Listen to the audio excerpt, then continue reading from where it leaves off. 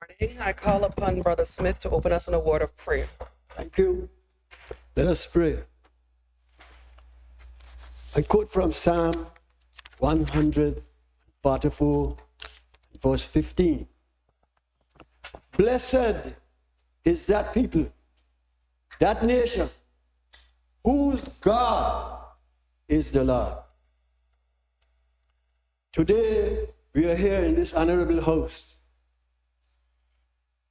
to give thanks unto God for all his blessings and to lead us this day, because we are here to do the work for the people that he have appointed us to come in this house to do. He is the one who sets up governments and take down governments. He has blessed us, and we are his people, and we are here to do his work. Today, in this house, do not expect it to be as usual, because God have appointed me to be here in this house to carry out his work for him. This morning, we are here with sad hearts. We may as well acknowledge it. We are here with sad hearts because the state of affairs with the violence in this land has reached before God. And God is saying he is not pleased, and he is about to act, and he will not act until he has warned the people. And so, I am saying that the beginning is that I am made to understand that our governor, the governor of this land, and the premier of this land, and the honorable leader of the opposition, and Madam Speaker, and others, leaders of this land, went over to St. Kitts to get what we call help, to see how we can try to get a better thing in this land, because Satan is determined to destroy this country and its people. But God is in control. And he said, and I'm saying this morning to the governor and all the other names that I named and those that I did not name but went to this state, I am saying this is honorable, it is good, it is righteous, and it is pleasing in the sight of God. I have work to do that here this morning. And so, I am saying congratulations, and I'm saying, I'm calling on every other, all the ministers of religion. I'm calling on all ministers of government. I'm calling on every man, woman, boy, and girl in this land. All the youth, take warning. What I'm going to say now is the thus said the Lord. God, in this specific time where we are here today, God said that he looked down from heaven and he saw that the earth was filled with violence and corruption. Mark the two words. He said the earth is filled with violence and corruption. And he says that this is the way it will be just before he comes to take this world. And I want you this morning to be the judges. Tell me any country on this earth that is inhabited where there is not violence and corruption. You be the judges of that. So that is what God said he saw. And so, what he is asking us, calling on every teacher, every preacher, everybody to take heed. He is saying, if my people who are called by my name will humble themselves and pray, that's what we are doing now. That is what just happened when our governor and the others went over to Thirteenth. So if I can ask that we say the Lord's Prayer together. Thank you, Brother Smith. Finish. Sure. I just finished this one. And then we'll pray communally Right. before we start. He said, if my people who are called by my name will humble themselves and pray and seek my face, listen to this one now, and turn from their wicked ways, I, God, will hear from heaven, and I will answer their prayers, and I will heal the land.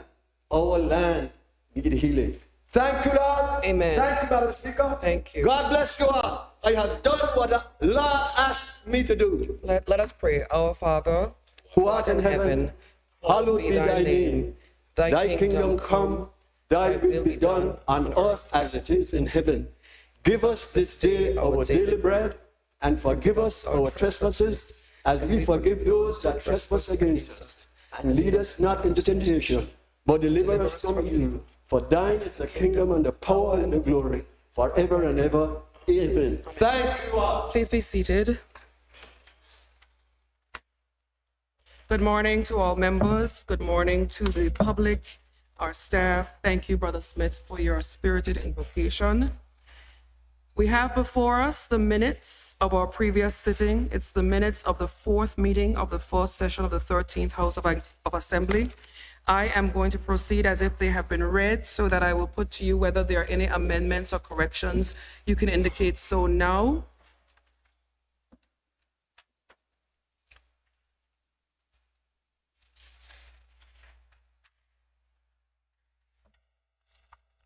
If there are no corrections nor amendments, would I have someone move that the minutes presented be approved and confirmed? Confirmed. Thank you. Do I have a seconder to approve and confirm the minutes? Speaker, I raise a second. Thank you. All in favor of the minutes presented being confirmed as minutes of the previous proceedings, say aye. Those against say no. The ayes have it. The minutes of the fourth meeting of the first session of the 13th Anguilla House of Assembly are hereby confirmed. Let us proceed.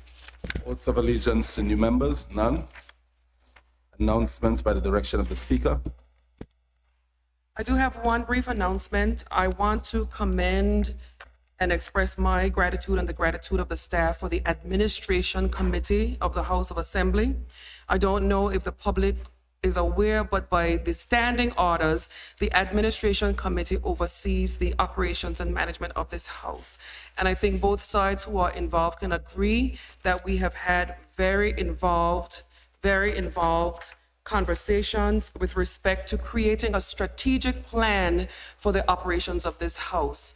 The members of the committee comprise 2 members from the opposition, and I especially want to acknowledge the work of the honorable member from Road North. I'm putting him on the spot. He has been very involved in the strategic plan previously, and both him and the member from Road South, along with the member for Valley North, and the 2 single-aisle electoral district members, Vanterpool and Hodge, we gave up our entire day, along with the staff, our facilitator, Ms. Farah Mukida, along with Mr. Larry Franklin, our permanent secretary that's responsible for the financial, I think, and Ms. Marissa Hardin Hodge. I think everyone can agree that we had an incredible day. It seemed a bit long, but it didn't feel that way. We were able to break bread, we were able to make plans, and they're plans that are going to come before this House in the form of laying of our recommendations for a 10-year strategic plan for the work of this House. Just so that the public is aware, the aim of the Administration Committee is primarily to ensure that there is continued transparency, to ensure that the public understands what comes before this House. There are plans underway to develop our website, to develop our transcriptionist program, to develop and further develop and enhance our staff. So thank you for giving up your time. We look forward to the laying of that report and that strategic plan in due course. I don't have any other announcements at this time. I do have one apology. Thank you, Mr. Proctor. An apology for the Deputy Governor who is unable to attend. Questions? None. Government statements on recent developments? None. Papers? None. Reports from committees? None. Petitions? None. Government notices? None. Private members' notices? None. Motions? Motion 10 of 2025, 1/13 HOA. Approval of Goods and Services Tax Amendment Regulations 2025.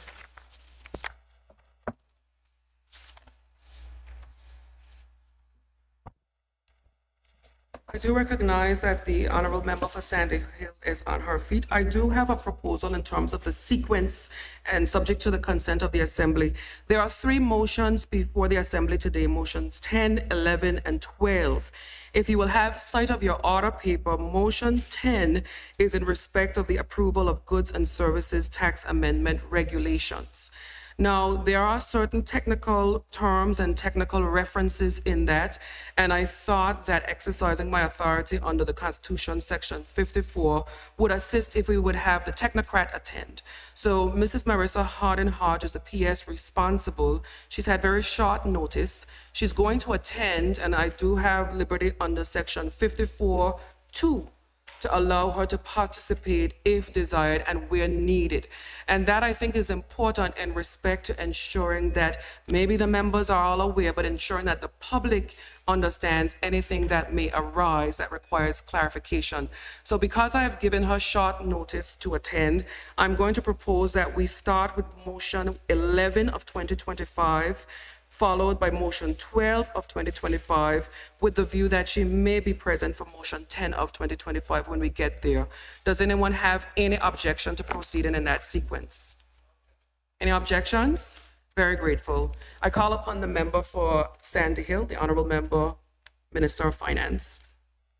Thank you. Good morning to you, Madam Speaker. Good morning to the members of this honorable House and to the listening and viewing public. Madam Speaker, I rise in relation to Customs Duty and Tax Exemption, Motion 11, 2025, 1/13, HOA Regulations 2025. And Madam Speaker, I beg to move that the said motion I beg to move the said motion. Do we have a second? Madam Speaker, I rise a second. The floor is open for debate in respect of the Minister wish to read. Sure. Yes. Thank you, Madam Speaker. Madam Speaker, the resolution, if I may read the entirety of the resolution into the record. The resolution made by the House of Assembly under Section 77(1) of the Customs Act, RSA C-169, and Section 3 of the Excise Tax Amendment Act 2020 was proposed and seconded in the House of Assembly on the 15th day of July 2025. Whereas a certificate of good standing that had not expired or been cancelled was produced to the Minister of Finance in relation to the importers. Be it resolved that under the powers contained in Section 77(1) of the Customs Act, RSA 169, and Section 3 of the Excise Tax Amendment 2020, the House of Assembly exempts from customs duty and excise tax the goods imported into Anguilla specified in the schedule. The following conditions apply in respect of all goods exempted by virtue of this resolution. A, the goods shall not within 5 years of the date of importation be sold, exchanged, given away, or applied to any use other than the use specified in the schedule.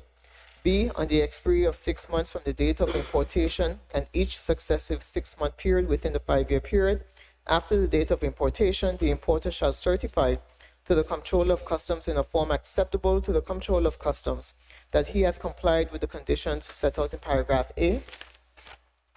C, upon demand made by a customs officer, the goods exempted under this resolution shall be produced or otherwise accounted for to the customs officer. D, in accordance with the Customs Administrative Cost Recovery Act, RSA C170, at the time of import, the importer shall pay the customs administrative charge at the rate specified in the schedule. 2, in accordance with Section 71 of the Customs Act, RSA C169, the following apply in the event that a condition referred to in Section 1 of this resolution is contravened or not complied with. A, if any of the goods exempted under this resolution are sold, exchanged, given away, or applied to any use other than the use specified in the schedule within 5 years of the date of importation, 1, the importer shall pay the customs duty and excise tax on the value of such goods at the rates specified in the integrated customs tariff at the date of importation. 2, the importer and any person knowingly concerned in such sale, exchange, gift, or unsanctioned use is guilty of an offense and may be arrested and is liable to a fine of $20,000 or 3 times the customs duty, excise tax relieved, whichever is the greater, or to imprisonment for a term of 2 years or to both. And 3, the goods in respect of which the exemption was granted are liable to forfeiture. B, if the importer fails to certify that he has not sold, exchanged, given away, or applied the goods to any use other than the use specified in the schedule, 1, the importer shall produce or account for the goods exempted under this resolution to the Comptroller of Customs. 2, any goods not produced or accounted for will be deemed to have been sold, exchanged, given away, or applied to some use other than the use specified in the schedule and paragraph A1 applied. And 3, if any goods not produced or accounted for are subsequently found, they are liable to forfeiture.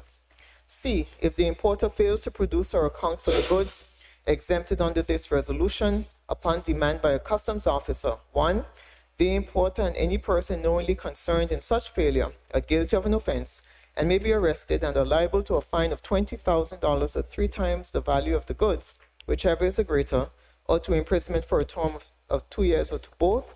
And 2, if any goods not produced or accounted for are subsequently found, they are liable to forfeiture. D, if the importer fails to pay the customs administrative fee at the rate specified in the schedule at the expiry of 30 days from the date of delivery of a demand for payment made by the Comptroller of Customs, or such longer period as may be designated by the Comptroller of Customs, 1, the importer shall pay the customs duty and the excise tax on the value of such goods at the rates specified in the integrated customs tariff at the date of importation. 2, the importer and any person knowingly concerned in such failure are guilty of an offense and may be arrested and are liable to a fine of $20,000 or 3 times the value of the goods, whichever is the greater, or to imprisonment for a term of 2 years or to both. And 3, the goods exempted under this resolution are liable to forfeiture. Madam Speaker, with your leave, the resolution for this motion number 11 of 2025 is identical to motion number 12 of 2025, and I ask a leave to allow what I've just read in the record to apply to both motions. Leave is granted. Thank you. Madam Speaker, attached to this motion number 11 of 2025 is a schedule, motion number 11, Importer International Motors Limited, and the purpose is a vehicle showroom. The period during which importation is allowed is from February of 13, 2025 to February 12 of 2026. And the list is attached. There is a 5% administrative charge on the value of goods in respect of which customs duty exemption is granted, and the duty and tax loss totals $639,420.95. And the customs duty calculation, the description of goods, is attached to the schedule, Madam Speaker. Madam Speaker, in circumstances, I request that this motion be approved. Thank you. Seconded. The motion was previously seconded, I believe. It It's been seconded already, so the presentation stands. I'm going to put the motion on the floor for debate if the members so desire. Before you, it has been moved and seconded that motion 11 of 2025, which is a customs duty exemption application for International Motors Limited, be approved as a motion of this House. Are there any other contributions from members in respect of it? The chair recognizes the honorable member for Road South. Thank you very much, Madam Speaker, and to the Administration Committee and the House, members of the House who participated on Friday. Was a day well spent. So I just want to say good job. I know you worked long hours, and perhaps Mr. Proctor will approve more time. Be that as it may, Madam Speaker, I rise in full support of this concession. Madam Speaker, this is a duty-free concession for the development of a showroom for Motor World that coming under the name of Island Motors, Madam Speaker. International Motors, Madam Speaker. And if you may have noticed, for a number of years, Madam Speaker, myself included, a number of us were purchasing marches. Almost everybody had a march. Wherever you go around, there's a march, a different color march. As a matter of fact, we are all marching in the same direction. Because you could purchase these marches at a very reduced price. You could get one for $2,000, $3,000, and they were quite affordable. Because the economy at the time was not in a strong position, Madam Speaker. And post-2020, where the economy started to pick up steam, Madam Speaker, and all matrix, it showed that the economy was picking up steam. You had, for example, hospitality workers displaying their tremendous service charge checks, Madam Speaker. You had record numbers of arrivals coming to Anguilla, and as those people came to Anguilla, they were emitting monies not only into the hotels that went around the island, but also a lot of it ended up in the treasury as well. And so the economy became more and more vibrant in 2022, and 2023, and 2024, Madam Speaker, continued to grow. And what we saw over that period, Madam Speaker, and as you know, during that time, I served as a Minister of Infrastructure. And all of the vehicles that needed to be licensed would come down to the yard of what we used to call Public Works, where they'll be inspected by the staff over there, in particular Ziggy. And I want to say something, and I want to remind the two ministers of infrastructure, the Honorable Joseph Van der Poel and the Honorable Cardell Richardson, that Ziggy has been working under what I told the staff over at the Ministry of Infrastructure. Cruel and inhumane conditions, where he was out there, whether it was sun or rain, inspecting these vehicles. When I first came to office, I raised it as a concern, and a tent was erected, and that tent was destroyed, and another tent was erected.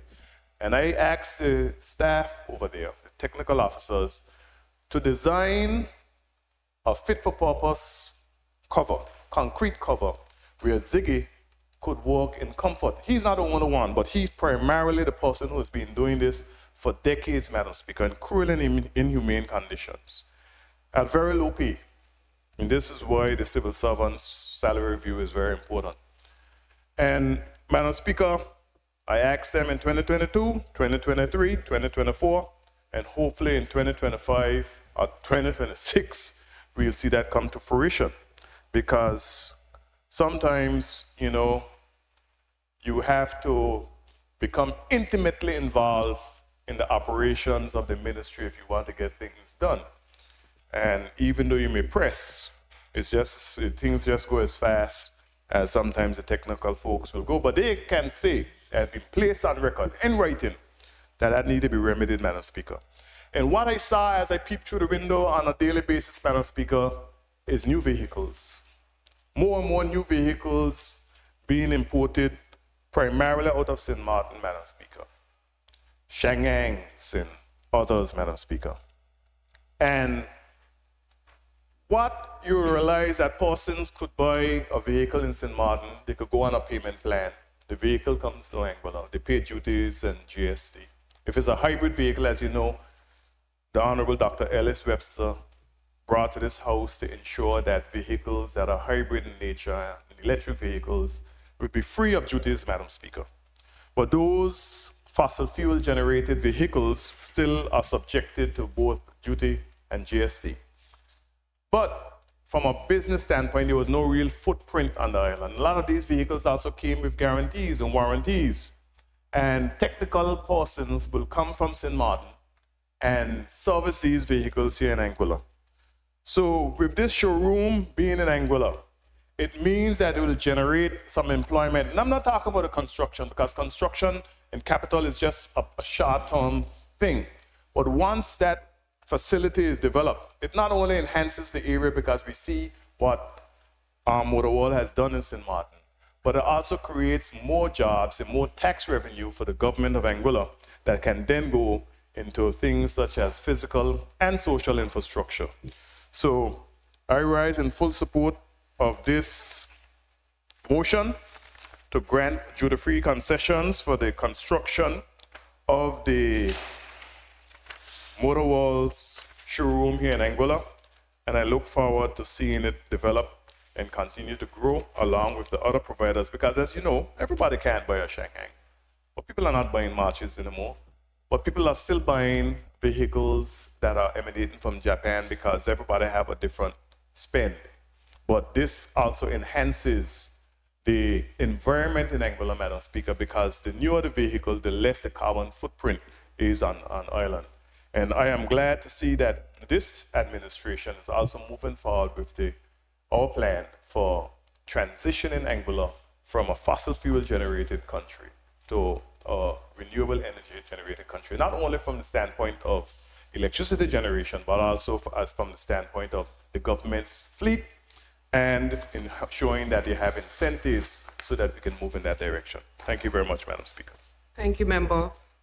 Are there any other contributions in respect to Motion 11 of 2025? The Chair recognizes the Honourable Member for Island Harbour.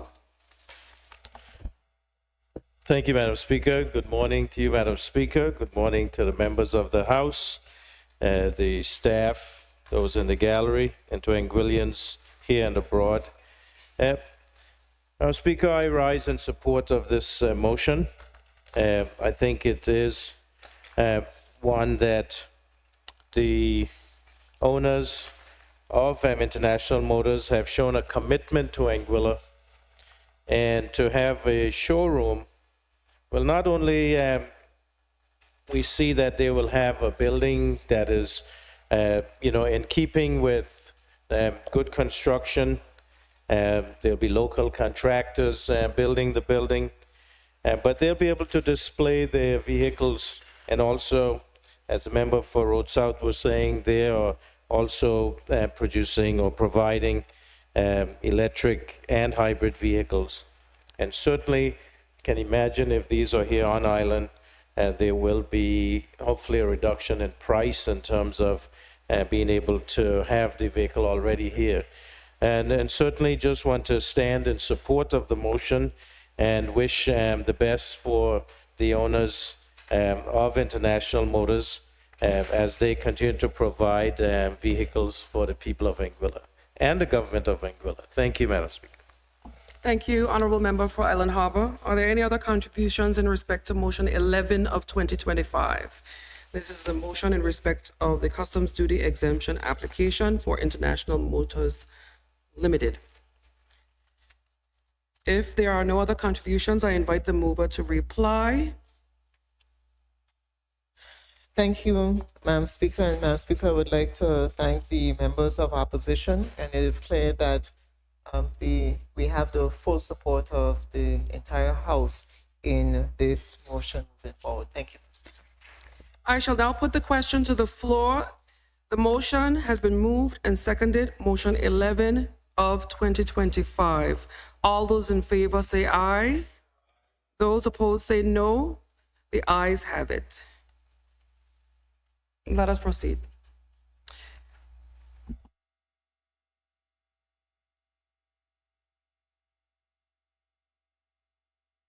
So motion 10 of 2025, 1/13 HOA approval of goods and services tax amendment regulations 2025.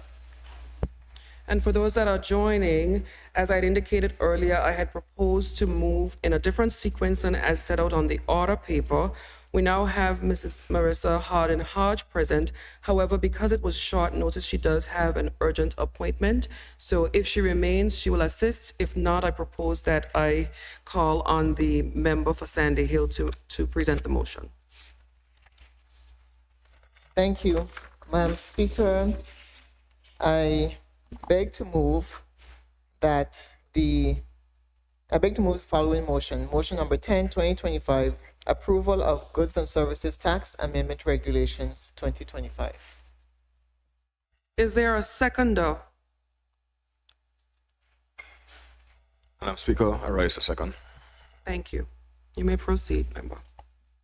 Thank you, Madam Speaker. The resolution states as follows: be it resolved that this House of Assembly, pursuant to Section 100 of the Goods and Services Tax Act, RSA CG 12, approves the Goods and Services Tax Amendment Regulations 2025 made by the Minister of Finance on the 10th day of July 2025. Madam Speaker, the purpose of this amendment regulation is to provide a concise summary of the purpose, background, and key provisions of the Goods and Services Tax, and to outline the expected impact in line with Executive Council's policy decisions. The GST, Goods and Services Tax regulations made under the GST Act, establish the rules for how GST is applied in Anguilla. These regulations are updated from time to time to ensure they remain clear, fair, and effective. The GST Amendment Regulations 2025 are part of the approved suite of measures under the government's fiscal strategy and the 2025 to 2027 medium-term economic and fiscal plan, MTEF. The main policy goals are to ease the cost of living through zero rating of most food items at import and retail levels, to clarify the scope of zero rating and standard rate for food and drink to maintain revenue integrity and compliance. These measures were first agreed by Executive Council in late 2024, and the enabling primary legislation was passed in the House of Assembly in December 2024. This set of amending regulations provides the necessary clarifications and transitional arrangements to operationalize the relief fully. And the key amendments is in Section 2, voluntary registration. It deletes the requirement for promoters of public entertainment to register 7 days in advance. This streamlines administration for events that qualify for the new exemption. Number 2, zero rating of food items. Section 8, it broadens the zero rating of essential food to all food items sold by retail or wholesale or imported, except for alcoholic beverages and confectionery, food and drink prepared or sold for immediate consumption, and specifically clarifies that catering, restaurant, cafe, and takeaway food remains taxable. Number 3, prepared food and catering, new subsection A2C. It makes clear that prepared food and drinks supplied for immediate consumption or involving services like preparation, presentation, or serving continues to attract GST at the positive rate. Paragraph 4, positive rate for alcohol and confectionery, Schedule 1, Table 4. It deletes the old Table 4 and substitutes a new one which clearly sets a 13% GST rate on alcoholic beverages and confectionery, as well as food or drink that falls within the scope of catering ready-to-eat meals. The effective and expiry dates, these provisions apply retroactively to the 19th of December 2024 for the food amendments and will expire on the 1st of August 2025, in line with the broader GST relief plan that will extend to catering services at that later time.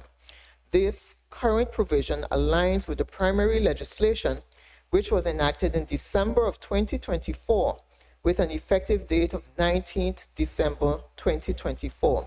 This is the relief which is currently in place. Number 6, public entertainment relief. Separately, the wider GST Amendment Act removes GST on specified public entertainment events that are not regularly or continuously offered. For example, annual festivals, special concerts, or cultural shows. This does not apply to ongoing businesses like water parks or nightclubs. This act is on the business paper for the first reading, Madam Speaker, today. The policy context, the intent is to support local households by reducing the cost of basic groceries while maintaining GST on dining out and luxury goods such as alcohol and sweets. And the exemption for certain public entertainment events is designed to strengthen Anguilla's cultural industries and promote cultural tourism, enhancing the island's attractiveness and local creative economy. The fiscal impact, the GST food exemption is estimated to cost approximately 17.4 million EC in foregone revenue, which has been accounted for in the approved MTEF. And the average annual revenue foregone for the public entertainment exemption is modest, around $253,489. Thank you, Madam Speaker. Thank you, member. The motion before the House is motion 10 of 2025.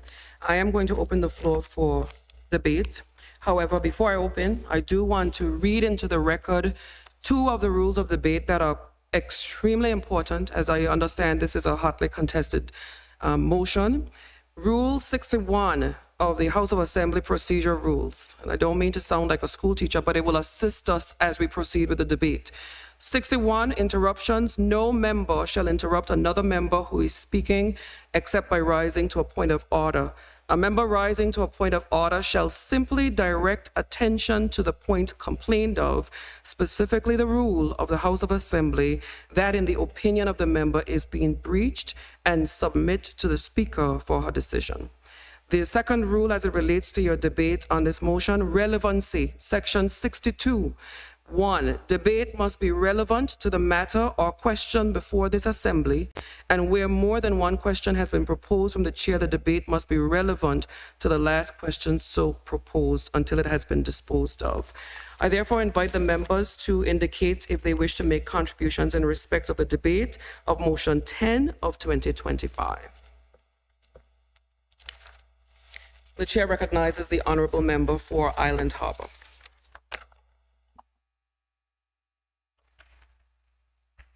Thank you, Madam Speaker. Madam Speaker, in December of 2024, legislation was passed in this honorable House to zero rate all food items except alcohol and confectionaries. And this motion brings the regulations which should have accompanied that legislation. Circumstances required that they come to the House, and that is the case. Part of this motion. What has happened in this motion, Madam Speaker, is that regulations have been amended. And as the presenter said, to accommodate later changes to the Goods and Service Tax Act, sometime August 1st of 2025. And Madam Speaker, I know that it has been rumored that there'll be a repeal and replace of the Goods and Service Tax Act, and GST will be removed from multiple areas. If we recall, Madam Speaker, the goods and service tax implementation was mandated by the United Kingdom government in order to get aid for COVID relief. And now, it just seems, I don't know what the correct word is, but just to say that it seems that the United Kingdom government is allowing the Anguilla United Front administration, an organization which has not historically shown to have good, prudent management of the public purse. And it seems that, and this is known, Madam Speaker, that when the Anguilla United Front is in government, there are deficits, depletion of reserves, increased debt. And so now it would seem that the United Kingdom government, through Her Excellency the Governor, prefers Anguilla to be financially dependent and needing to beg for help when there's a natural disaster or a need of any kind, when it is allowed that a goods and service tax, which was forced upon us, started by the Anguilla United Front in October 1st of 2019, and then the other phase forced to come, even though the Anguilla Progressive Movement administration did put up significant fight to not have this brought in, especially during a pandemic. But Madam Speaker, what is of concern here is that it has been stated by Honorable Premier Minister of Finance on press conferences that there will be a reduction in revenue. I've heard numbers of 21% percentage. I've heard numbers of $48 million. And what is of concern here is there are certain social programs started under the Anguilla Progressive Movement, such as Senior Shield, which provides free health care and the public service for persons, the Anguillians, 70 years and older. And Junior Shield, which provides health care for our children under 6 years old, those on dialysis. These are policies, Madam Speaker, which the Anguilla Progressive Movement administration were not able to bring to Executive Council and get passed until they could show that these were paid for. And it was because of the goods and service tax, and the revenue, which is a predictable revenue from this broad-based tax, which over 65% of the goods and service tax revenue is paid by tourists, Madam Speaker, by visitors. Not the people who live in Anguilla, but persons who visit Anguilla who pay over 65% of the goods and service tax revenue. And what it seems is happening here, Madam Speaker, is it puts these social programs in jeopardy when there is a plan to repeal and replace the goods and service tax, and has been stated that there will be a revenue loss of almost 25% of the revenue from the goods and service tax. Now, it has been stated, Madam Speaker, that the goods and service tax was overperforming when it first started, and that's because we under-budgeted, Madam Speaker, because we are conservative government at the time. And so of concern, Madam Speaker, is that this loss of a predictable revenue will mean that there's potential for cuts in these programs. Madam Speaker, it was the goods and service tax revenue that allowed completion of the Albina Lake Hodge Comprehensive School Campus Q to get it open so that students can get to school off the split shift system.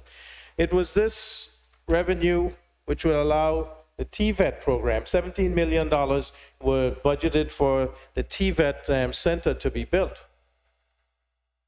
What happens to that now, Madam Speaker? I've heard it said many times that, there is going to be reconsideration of the capital projects, the $191 million that the Anguilla Progressive Movement had provided for the capital projects, that this is being reprioritized.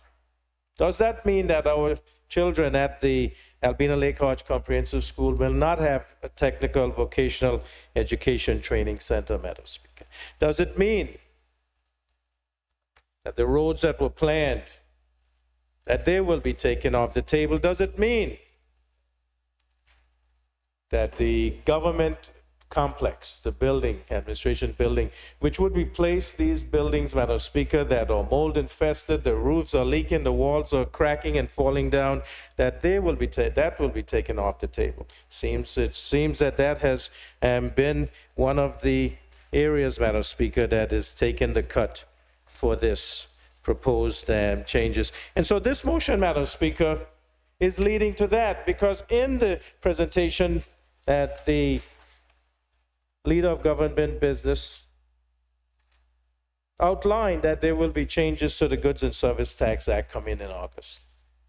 And so these are the concerns that the people have and that have been presented to us as the opposition, so that we raise these issues because people are concerned, Madam Speaker.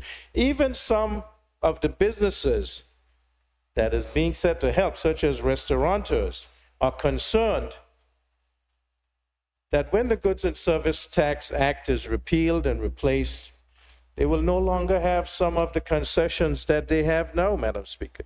And they're very concerned about that. Now, I've heard that the .ai domain name registration revenue will be used to fill the gap, Madam Speaker, but that is not predictable.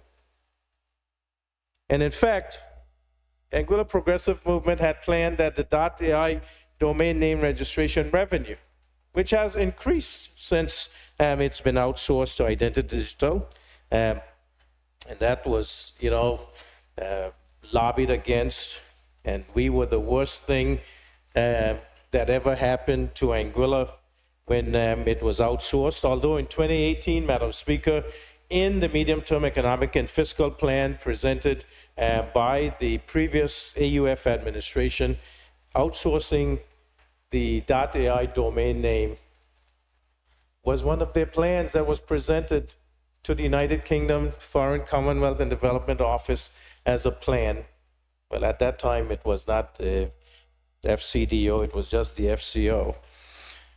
But that was presented, Madam Speaker, as a plan that they had in their medium-term economic and fiscal plan. So for them to then castigate the Anguilla Progressive Movement for doing just that when it was necessary, and we can see why it's necessary, because the revenue has escalated from .ai. But that does not mean, Madam Speaker, because we had a windfall and God has been good to us, that we need to then rely on that. What was planned was a national wealth fund that could be used, the proceeds from that could be used for infrastructure development, human and social development, climate change, and environmental issues, Madam Speaker. And I would think that a country that on the first day, June the 30th of 2020, when I went down to Altair and met with the governor, and he presented the cash position, the financial state of the country, and said, he showed it to me, and I said, Governor, it looks like Anguilla has just been skimming the surface in terms of its financial state for so many years, and most of that was underwater. And he said, yes, that previous governments would say God will provide. But God did provide, Madam Speaker, and kept us here and has helped us with the .ai domain name registration to make some headway towards financial independence. But it would seem that the current administration, Madam Speaker, wants to go back to the days when we go hat in hand, begging the British to help us when there was a need or when there was a natural disaster. Madam Speaker, I read recently, actually just yesterday, and I'd like to quote from Anguilla Vision 2020. This was on Facebook, if you need. And it says, repealing GST isn't just about lost revenue. It is about dismantling the very ability of Anguilla to function. And the price will not just be counted in dollars, but in lack of safety, loss of human life and dignity.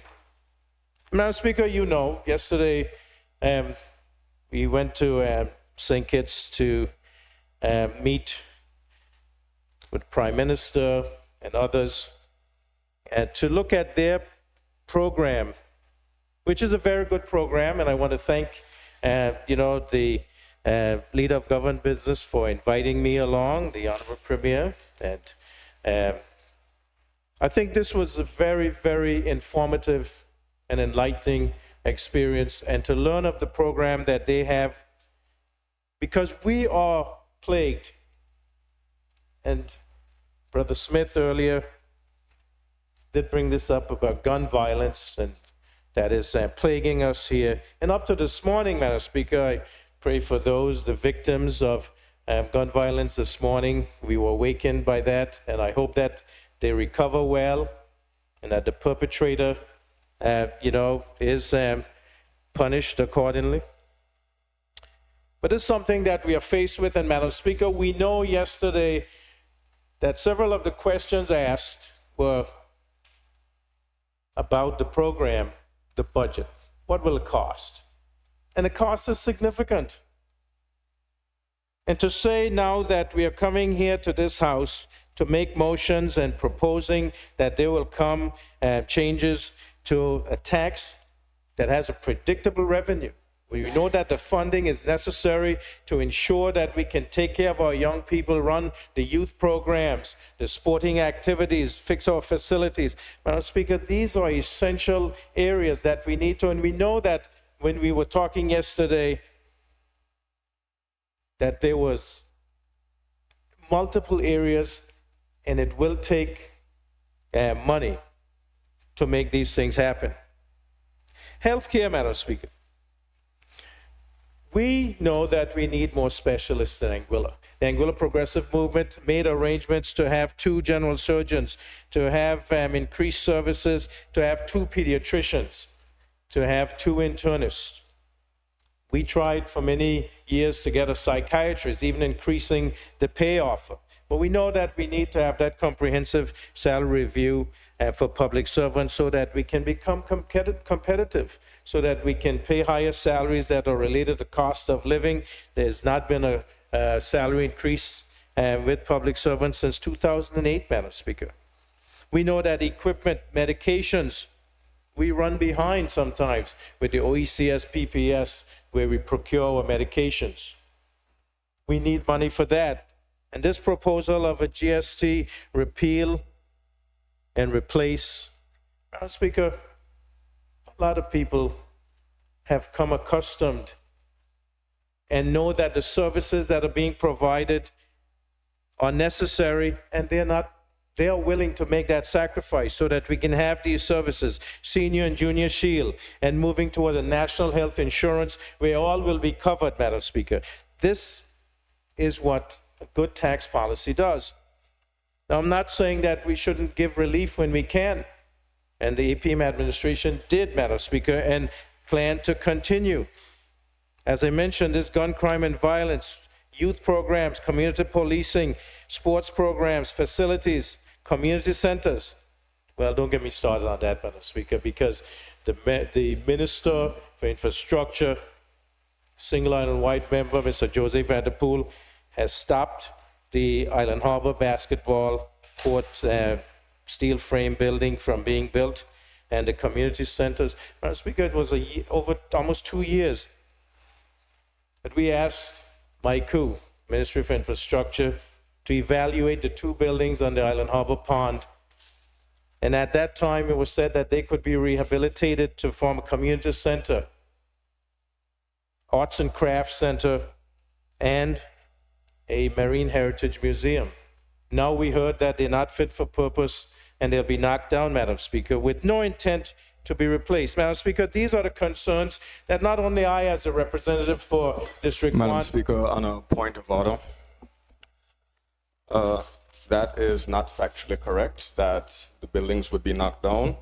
In fact, the member is correct. I would have met with the Caring Hands facility, the community group recently, and they would have told me that 2 weeks after the premier, well, the former premier came to office, they were promised the building for a community center. I can assure you that a few weeks ago, that a joint walkthrough was happening between Michael and the Caring Hands Community Center group so that we can find a way to move forward. 5 years later, but still, it is under progress. Noted. Proceed, member. Thank you, Madam Speaker. I still didn't hear what the point of order was, but... I believe the point of order was clarifying the point, but the member is correct. In the future, you'll raise the point of order, state what it is, allow me to rule on it, and then proceed. But this is our learning of how we will be dealing with points of order. Thank you for that note. Member, you may proceed. Thank you, Madam Speaker. Madam Speaker, we look at education.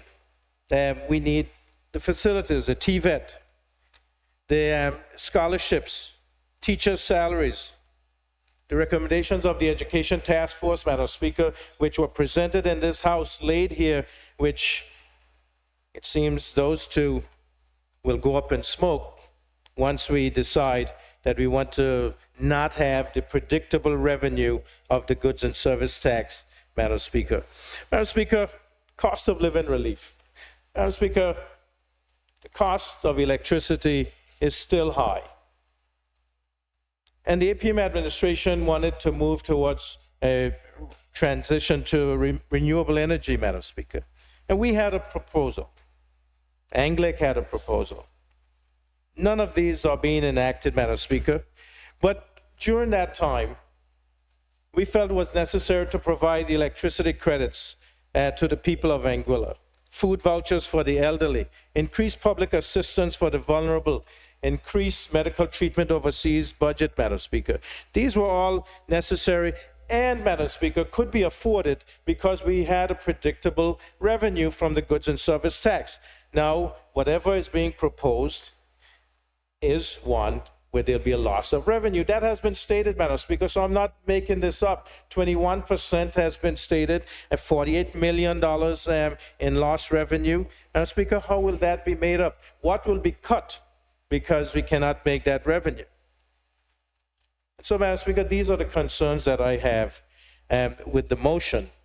The motion, as I said, regulations that bring into being the cuts, the removal of GST, the zero rating of food items from December 19 of 2024, all good. But these other indications that the Goods and Service Tax Act will be repealed and replaced, and certain areas, the Goods and Service Tax will be removed, Madam Speaker, is cause for great concern throughout Anguilla. And we see it every day in social media when we visit people and we talk to them. Madam Speaker, I have one more quote and then I will sit. Mr. Georges Julian Richardson, aka Bajan, on 7 July of 2025, he wrote, "The survival of our nation, Anguilla, depends on each of us standing united against any irrational realities that may arise. Remaining silent equates to endorsing wrongdoing and risks future generations justly condemning us for failing to protect their future democracy and liberty. We must rise to the occasion and reject any regression. Nation building is founded on continuous advancement and upward striving, not on sliding backward into decline." Madam Speaker, the concerns we have regarding the AUF GST relief plan is that Anguilla will be sliding backward into decline. Thank you, Madam Speaker. Thank you, Member. Are there any contributions in the debate in respect of the motion that is on the floor, motion 10 of 2025? The chair recognizes the honorable member for Valley North. Thank you very much, Madam Speaker. Madam Speaker, I, of course, rise in support of this. And just to remind the public, this is not a motion about the GST relief plan as yet. That motion will come in time. This is the extension of an old exemption for food relief that we are ensuring stays in place. I just wanted the public to be clear and aware of that, Madam Speaker. But Madam Speaker, it's important, I think, to comment on some of what has just been discussed and expressed by the Honorable Leader of the Opposition. Because I think it is important for the general public to know that we intend to carry out a number of the plans that were previously on the table, plans that we have always supported. Some of those plans include the building of the TVET building, the building of Zenada Haven, infrastructural improvements to a number of schools across the island, Madam Speaker. In addition to that, Madam Speaker, our administration has no intention to cut back on programs such as Senior Shield, Junior Shield, and offering free dialysis. Since the election period, the campaign period, we have always promised to not do that, but actually to improve those. And we are currently going through a process, Madam Speaker, of evaluating all of those programs to see how we can improve the programs and eventually legislate the programs, because we believe that they are programs that are important for the people of Anguilla. So I think it is important for the people not to be fear-mongered and to believe that giving them and offering them GST relief will take away any of these things, Madam Speaker. Madam Speaker, initially when GST was on the table, we were told it was to fill a $22 million shortfall and gap. Madam Speaker, on a yearly basis, GST has brought in over $100+ million, way more than that $22 million shortfall. And while we have welcomed that performance, Madam Speaker, I think it was abundantly clear, not just to our administration, Madam Speaker, not just clear to our administration, but it was abundantly clear, Madam Speaker, that our people were being overtaxed and overburdened. And I say, Madam Speaker, that it was abundantly clear, not just for our administration, but it was abundantly clear based on the decision that the people made on February 27th, Madam Speaker. Madam Speaker, at that point in time, the people decided on GST relief. The people decided that it was important for them to benefit from relief. Madam Speaker, we are all happy when government is doing good, when government has strong revenues that we can do infrastructure projects, that we can fund social programs, education, and health. No one has ever been against that, Madam Speaker. But we have always said that balance is important, Madam Speaker. And so while we are building infrastructure projects, it is also important for us to bring our people along, Madam Speaker. Critically important. Our people must also be able to enjoy dinners with their families in restaurants, Madam Speaker. They must be able to have the Anguillian dream of building their own home, Madam Speaker. These are all things that every single Anguillian deserves. So, Madam Speaker, it would be rather unfortunate for our administration, now that we are in privileged positions, to turn our backs on the people of Anguilla that believed in our vision for a more balanced and fair and equitable Anguilla, where the government does well, but also the government brings the people along, Madam Speaker. And as I indicated, Madam Speaker, this is not about the GST relief plan. We'll have plenty of time for that, Madam Speaker, next week. But I thought it was important to put these things on record, Madam Speaker. As a matter of fact, I wish to invite the public and this House to the groundbreaking ceremony this afternoon at 4 p.m. at the Albina Lake Hodge Comprehensive School Campus Q, to the groundbreaking ceremony of the TVET building. Because, Madam Speaker, our administration is committed to moving forward with projects that are people-based, Madam Speaker, because we see the need for these projects. Madam Speaker, we have always had an interest in developing our education and infrastructure sector, Madam Speaker. And it is obvious that that's the case, Madam Speaker, because when this administration, when the APM administration was elected in 2020, there were a slew, Madam Speaker, of school-based projects that were being built. We recognize, Madam Speaker, now that it is also important for us to continue building infrastructure projects that invest directly in our people.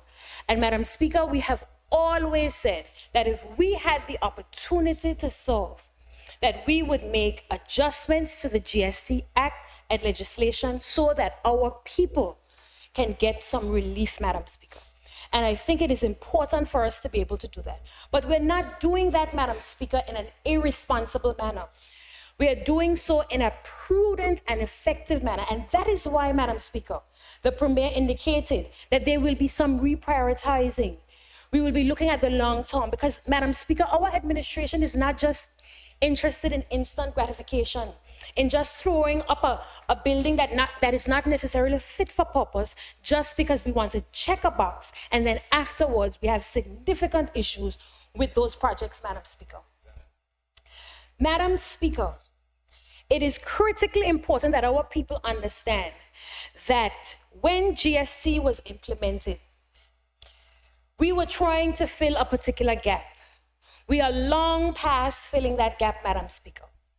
And when the previous administration recognized that the GST was overperforming by their own admissions, Madam Speaker, because members of the administration are on record saying, Madam Speaker, that GST was overperforming, instead of responding in a responsible manner and reassessing the GST structure and seeing where some levels of relief could be found in that particular structure, Madam Speaker.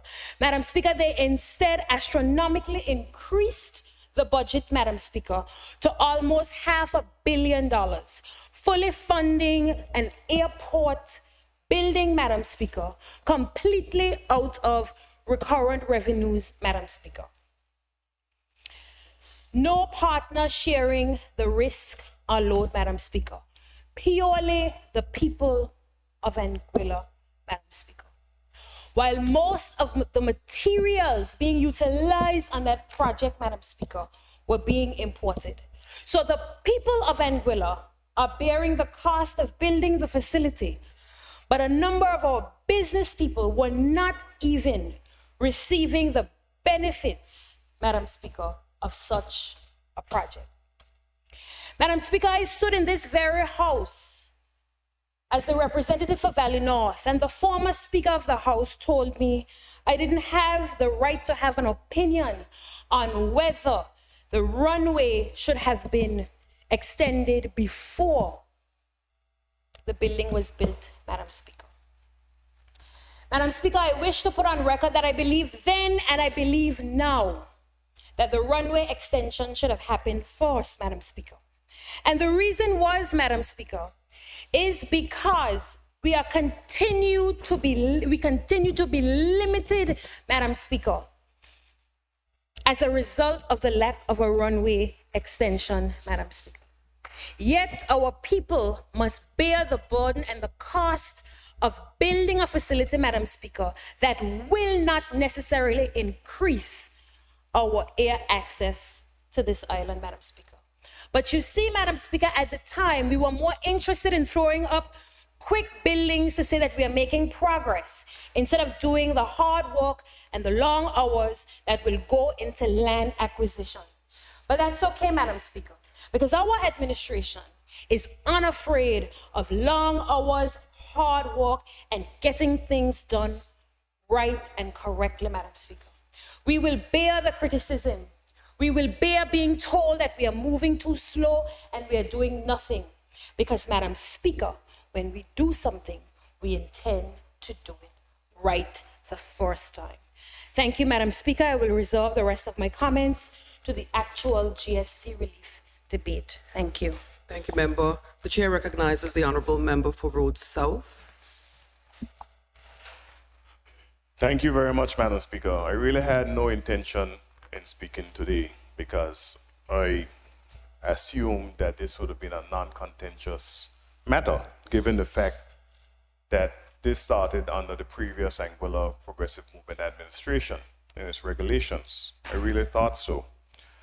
Because the member for Valley North, she said that after we had recognized that the GST was overperforming, then we should have done something about GST to give relief to the people. Well, Madam Speaker, that is exactly what the Anguilla Progressive Movement did, time and time and time again. So much so that we had said that we had brought GST relief in amendments to this House, and the members of the opposition opposed it. And the member for Valley North, Madam Speaker, was on Class FM, and she said, every single time the Anguilla Progressive Movement brought GST relief to the House of Assembly, we supported it. So if you supported it, then how is it, Madam Speaker, Madam we didn't bring in the Speaker, GST relief to the House of Assembly? On a point of order, Madam Speaker, the member is imputing improper motive. that's the rule that's being breached, because the member would have just indicated that I said on Class FM that every single time GST relief came to the House of Assembly, the Anguilla United Front supported it. What I said, Madam Speaker, was every time GST relief came to the House of Assembly after June 30th, the Anguilla United Front supported it, Madam Speaker. I want to put that on the record. Thank you. So you're limited to a particular date when the statement was made? Yes, correct. After its implementation. After the implementation. Correct. Member, okay, point of order. I am absolutely fine with what the member for Valinor just said.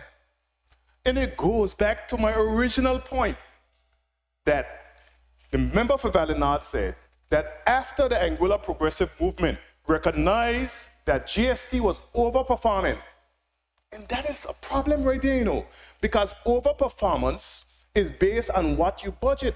So if you budget to bring in revenue of $20 and you bring in $22, it means that you overperform. But if you budget for $20 and you bring in $18, it means that you underperform. You create budgets based on what you assume will occur in the economy. And sometimes it's great, sometimes it's not. In 2008, Madam Speaker, the Anguilla United Front brought a budget of $354 million to this parliament. It was dubbed by the Anguilla United Front at that time that included Evans McNeil Rogers, the big boys budget. And Madam Speaker, so much so that in 2009 it fell off the cliff, and in 2010, for the preparation of 2010, no budget was brought to this honorable parliament. First time in history. No budget was even prepared by the Minister of Finance because no instructions was given to the technical team to prepare a budget. And letters were written by representatives of Her Majesty's government in October of 2009 and again in February of 2010, saying to Mr. Osborne Fleming, who was the Chief Minister, Mr. Banks, who was the Minister of Finance, we understand why you're not preparing a budget. Okay, don't prepare a budget. I'm paraphrasing here. But after the election, we expect you to do these things. First time. And in 2010, Madam Speaker, government of Anguilla collected 150 million EC dollars. So if the budget was over $300 and you collected 150, it meant that you underperformed. That is the way budgets operate. And if you look at the 2025 budget, revenue collections, you will note that that AI is overperforming based on what is budgeted. That's the way we budget, even in our households. That's the way we budget. We try to cut based on what we expect to make in revenue. So I go back to the original point that I made that the member for Valinor said. And I say it again, because the member for Valinor said that after we recognized that the budget was overperforming, that we should have made changes to the GST to give relief to the people. And we did it over and over again, so much so that a member for Valinor, Madam Speaker, after being accused of not supporting GST relief by the Anguilla Progressive Movement, was on Class FM, and she said that every time that the APM people are lying, because every time the APM brought legislation to the House, motions to the House to support GST relief to the people of Anguilla, we as the Anguilla United Front supported it. She said it, and she got up on a point of order just now, Madam Speaker, the member for Valinor, and said exactly what I said. I like when we agree, and I love when me and the member for Valinor agree. And again, just like other times, we have agreed. The dates, so forth, yeah. But we have agreed because this Anguilla Progressive Movement brought GST relief time and time again, Madam Speaker. And the member for Valinor spoke of senior and junior shield. So, the Honorable Premier, Dr. Ellis Lorenzo Webster, had this grand plan to give health care to all the people of Anguilla. Now, this proposal was supported by the Honorable Hayden Hughes, the Honorable Kyle Hodge, the Honorable Mary Richardson, the Honorable Deanne Kentish Rogers, the Honorable Quincy Gomes Marie, the Honorable Kenneth Hodge. It was supported by all of us. But there's no such thing in this world as free. Madam Speaker, many years ago when I worked in the hospitality sector, a man by the name of Robert Johnson, they call him Bob Johnson, at the time he was the owner of BT. He said to me, Hughes, there's no free lunches. There's nothing in this world that is free. When persons go to the UK and they get on NHS, they say, oh, we're getting free health care. When they go to Canada and they get health care, we're getting free health care. It is not free. Someone is paying for it through taxation. And this is not a situation like Mitt Romney who said corporations are people too. People pay the taxes that grant you these services. So when the Honorable Premier came to the Executive Council, myself, Kyle, Merrick, Quincy, Deanne, Ken were all sitting on the table. We put forward the idea of rolling it out with the Senior Shield to ensure that our seniors receive quote-unquote free health care. The governor, in his wisdom, who was a numbers man too, Mr. Tim Foy, he said what? Before we can do so, we need to have a study, an actuarial study, to determine whether or not Anguilla can afford it. And that study was commenced. But when GST was forced upon us, Madam Speaker, it gave us the financial wherewithal to afford Senior Shield. And then we said, you know what? Let us go with Junior Shield under the age of 6. And you provide free health care to children under the age of 6. And then you start to supplement things at the Anguilla Enhancement Project to ensure that Anguilla can be beautified and that's sustainable. GLH Productions to give a basket to newborns when they are born in the Princess Alexandra Hospital so that they can have a starter pack. You start to finance these things. And then you look at the possibility of bringing Senior Shield to 65 and bringing Junior Shield up to 10. And then over time, because of revenue generation, you can give every single citizen in Anguilla free healthcare, Madam Speaker. We had a controversy over overseas treatment overseas. The budget was busted by March, and there was an individual, a cousin of mine in West End, who needed to go overseas. The budget was busted, and we were able to facilitate that. But what did we have to do? We had to then allocate more funds to overseas treatment. But where does those funds come from?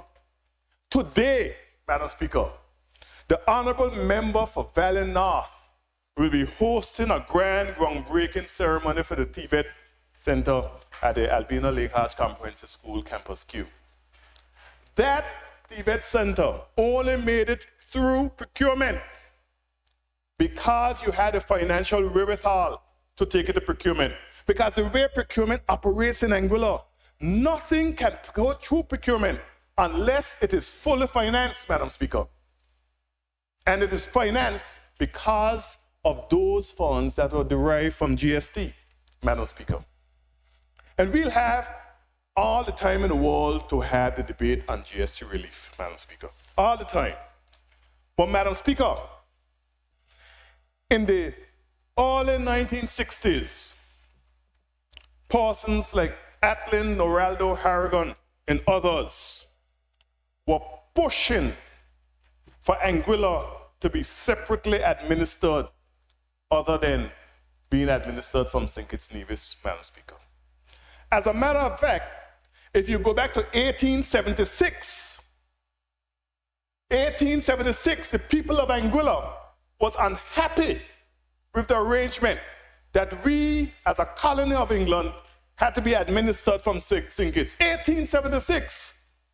And just for the record, Madam Speaker, Robert Llewellyn Bradshaw was born in 1916. And at the time, black people in the Caribbean did not have the right to vote. Only landowners had the right to vote. So because St. Kitts had a vibrant plantocracy, just like Jamaica and Barbados and Trinidad, the lands were owned by Caucasians. And so black people couldn't vote. But as the right to vote came prevalent, we were able to run for elections in Anguilla became a single constituency. Nevis became a single constituency, and St. Kitts had 5 constituencies.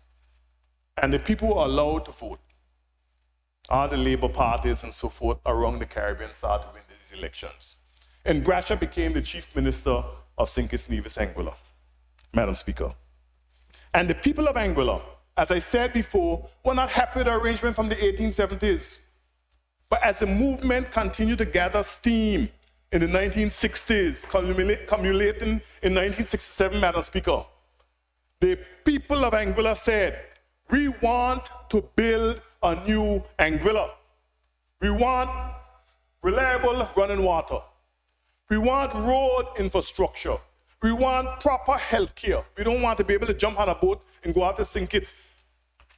Janice Busby, Tracy Busby, Ken Busby, their father died in Antigua because he couldn't even get a proper checkup in Anguilla. They had to get him off to Antigua, Madam Speaker.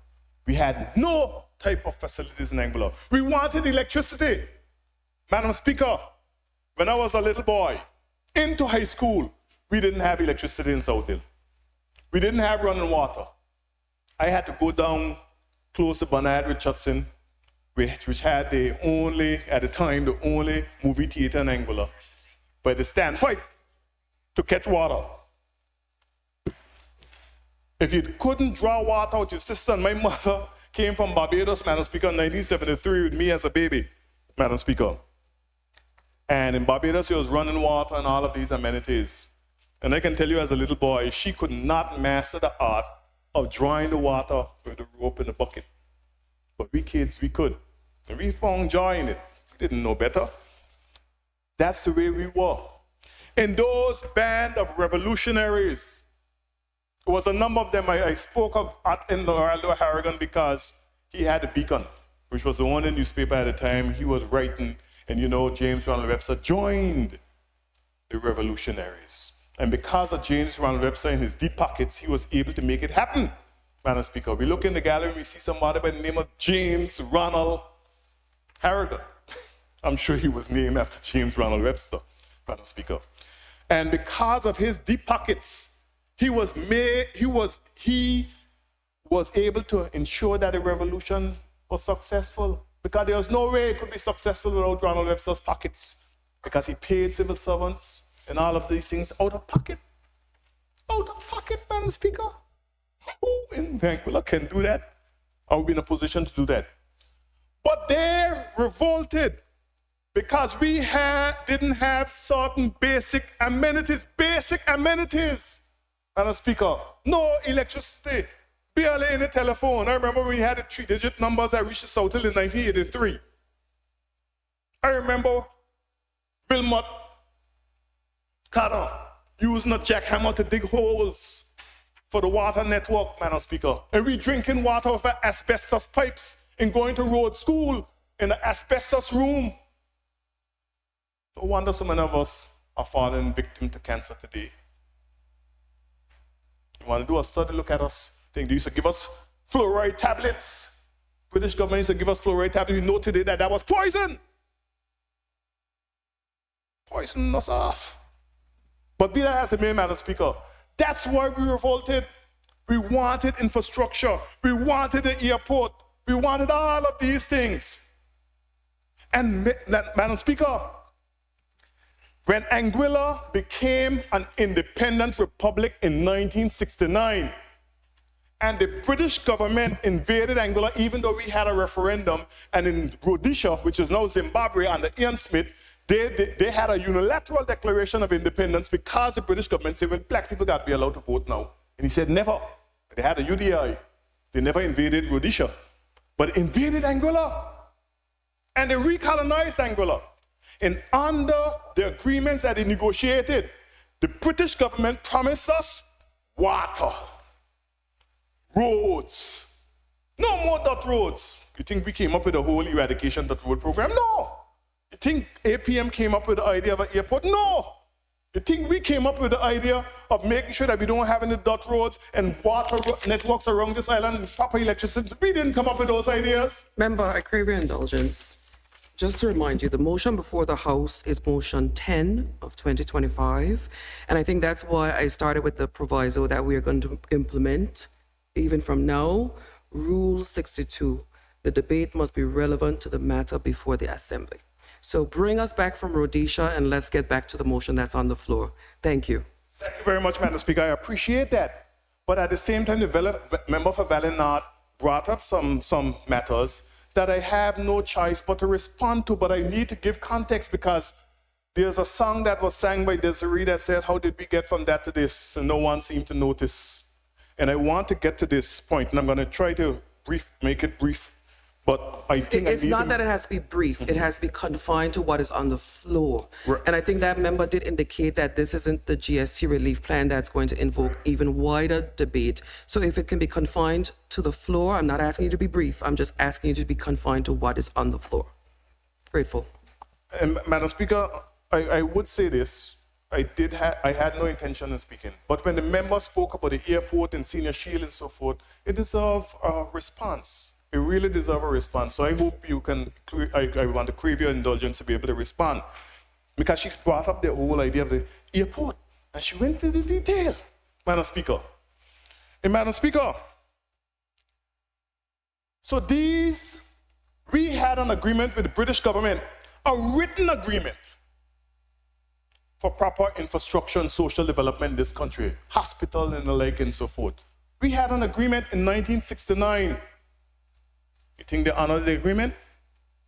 They did not honor the agreement. But James Ronald Webster said that we were moving towards independence. And the Constitution of 1976 was perhaps the strongest constitution Anguilla has ever had. We could kick a governor out if we didn't like the governor. We had a strong constitution. We had changes thereafter by both the Honorable James Ronald Webster and the Honorable Emile Gomes that devolved more powers to the British, Madam Speaker. But the airport was something that James Ronald Webster was passionate about. So much so, Madam Speaker, that he considered Scrub, but he realized it was a non-starter. And then he looked at Brimaging. And James Ronald Webster and his administration, Madam Speaker, start the process of exchanging and acquiring lands in Brimaging in order to facilitate the airport over there, an international commercial airport. And then, in 1984, Sir Emile Gomes was elected under the Anguilla United Front Anna Party, Madam Speaker. And his Minister of Infrastructure and Social Development was the late, great Alvina Lake Hodge, Madam Speaker.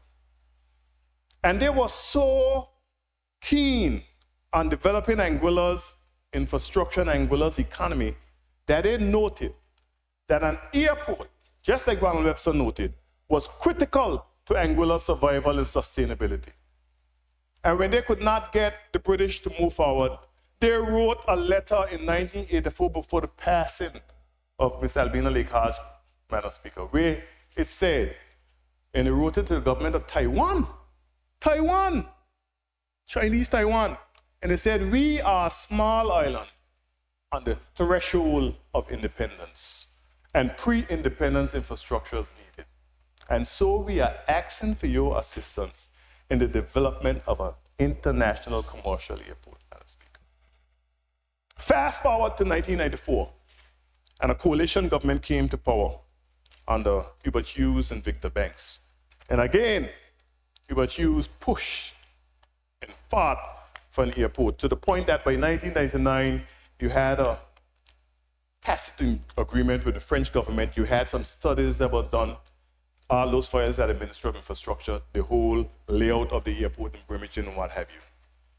But in 2000, as fate may have it, the new government came to office and they said that a commercial airport was not, the United Front government came to office and said a commercial airport was not necessary. So they lifted all of the restrictions on Brimaging and they looked at the Clayton J. Lloyd, which is then the Wall Blake Airport, Madam Speaker. And they confirmed that they were more catering for high net worth persons through private jets, but they weren't concerned about making it a commercial international airport, Madam Speaker. And Madam Speaker, when Hubert Hughes came to office in 2010, again, he was pushing the notion of airport. Now remember, he was advised by the then Permanent Secretary, Mr. Larry Franklin, that you need to have a company such as CARTAC to do a study on the airport development so you know how to move and navigate and so forth. And there was a huge controversy. And I know Evan McNeil Rogers, who is now again in the House of Assembly, he would know that Hubert Hughes at the time wanted to lease the airport for $1. Member, I am really, if I crave your indulgence, please, member. I have given sufficient latitude to discuss issues as it relates to the airport and development. That is not what is before this House. We have to learn to be conscious of everybody's use of time, and I'm sure everybody else wants to make a contribution on what is before the House. You will have your opportunity. I'm pretty sure you will, but that is not which is before us, and that is, the points are not relevant to the motion that's before us. So if you can proceed with confining your debate to the resolution under motion 10 of 2025, I would be very grateful. Madam Speaker, I understand that, but I would hope that that same instruction be given to all sides of the House. Member, you don't have to have any concerns about the instructions that would be given to any side of the House going forward. I assure you that the rules are the rules, and both sides of the House are going to follow the rules. Okay? Grateful. And again, Madam Speaker, like I said, the member for Valley North raised the idea of the airport and she went into detail. And I think that at the very least, I should be able to bring some understanding to this particular. But I have given you 30 minutes to talk about the airport on a motion in respect of GST relating to food. I have. Grateful. So you want me to cut my debate short? I'm not asking you, member, to cut your debate short. I'm asking you to confine your debate to what is the motion on the floor. Grateful. Thank you very much, Madam Speaker. Madam Speaker, because of the performance of the goods and services tax, Madam Speaker, we were able to conduct an airport master plan to ensure the sustainability of Anguilla, to see where we're going. And you know, we are building reserves, and those reserves were based on legislation that guides the way we deal with our fiscal performance, Madam Speaker. And so, once that airport master plan was completed, it said that this was the most important economic driver for Anguilla. And the business case was done, Madam Speaker. And the member for Valley North in her presentation said that she believed then, and she believes now, that the runway extension should have been done before the terminal. Nothing is wrong with that view. That's her view. And you cannot criticize her or malign her for her opinion. But what the member for Valley North needs to do after this House of Assembly, Madam Speaker, is sit with the Minister of Infrastructure, the Ministers of Infrastructure, and sit with the compliance officer and so forth, and get an understanding of why the terminal started when it started. Because, Madam Speaker, for the general public, there's a number of reasons why the terminal started early.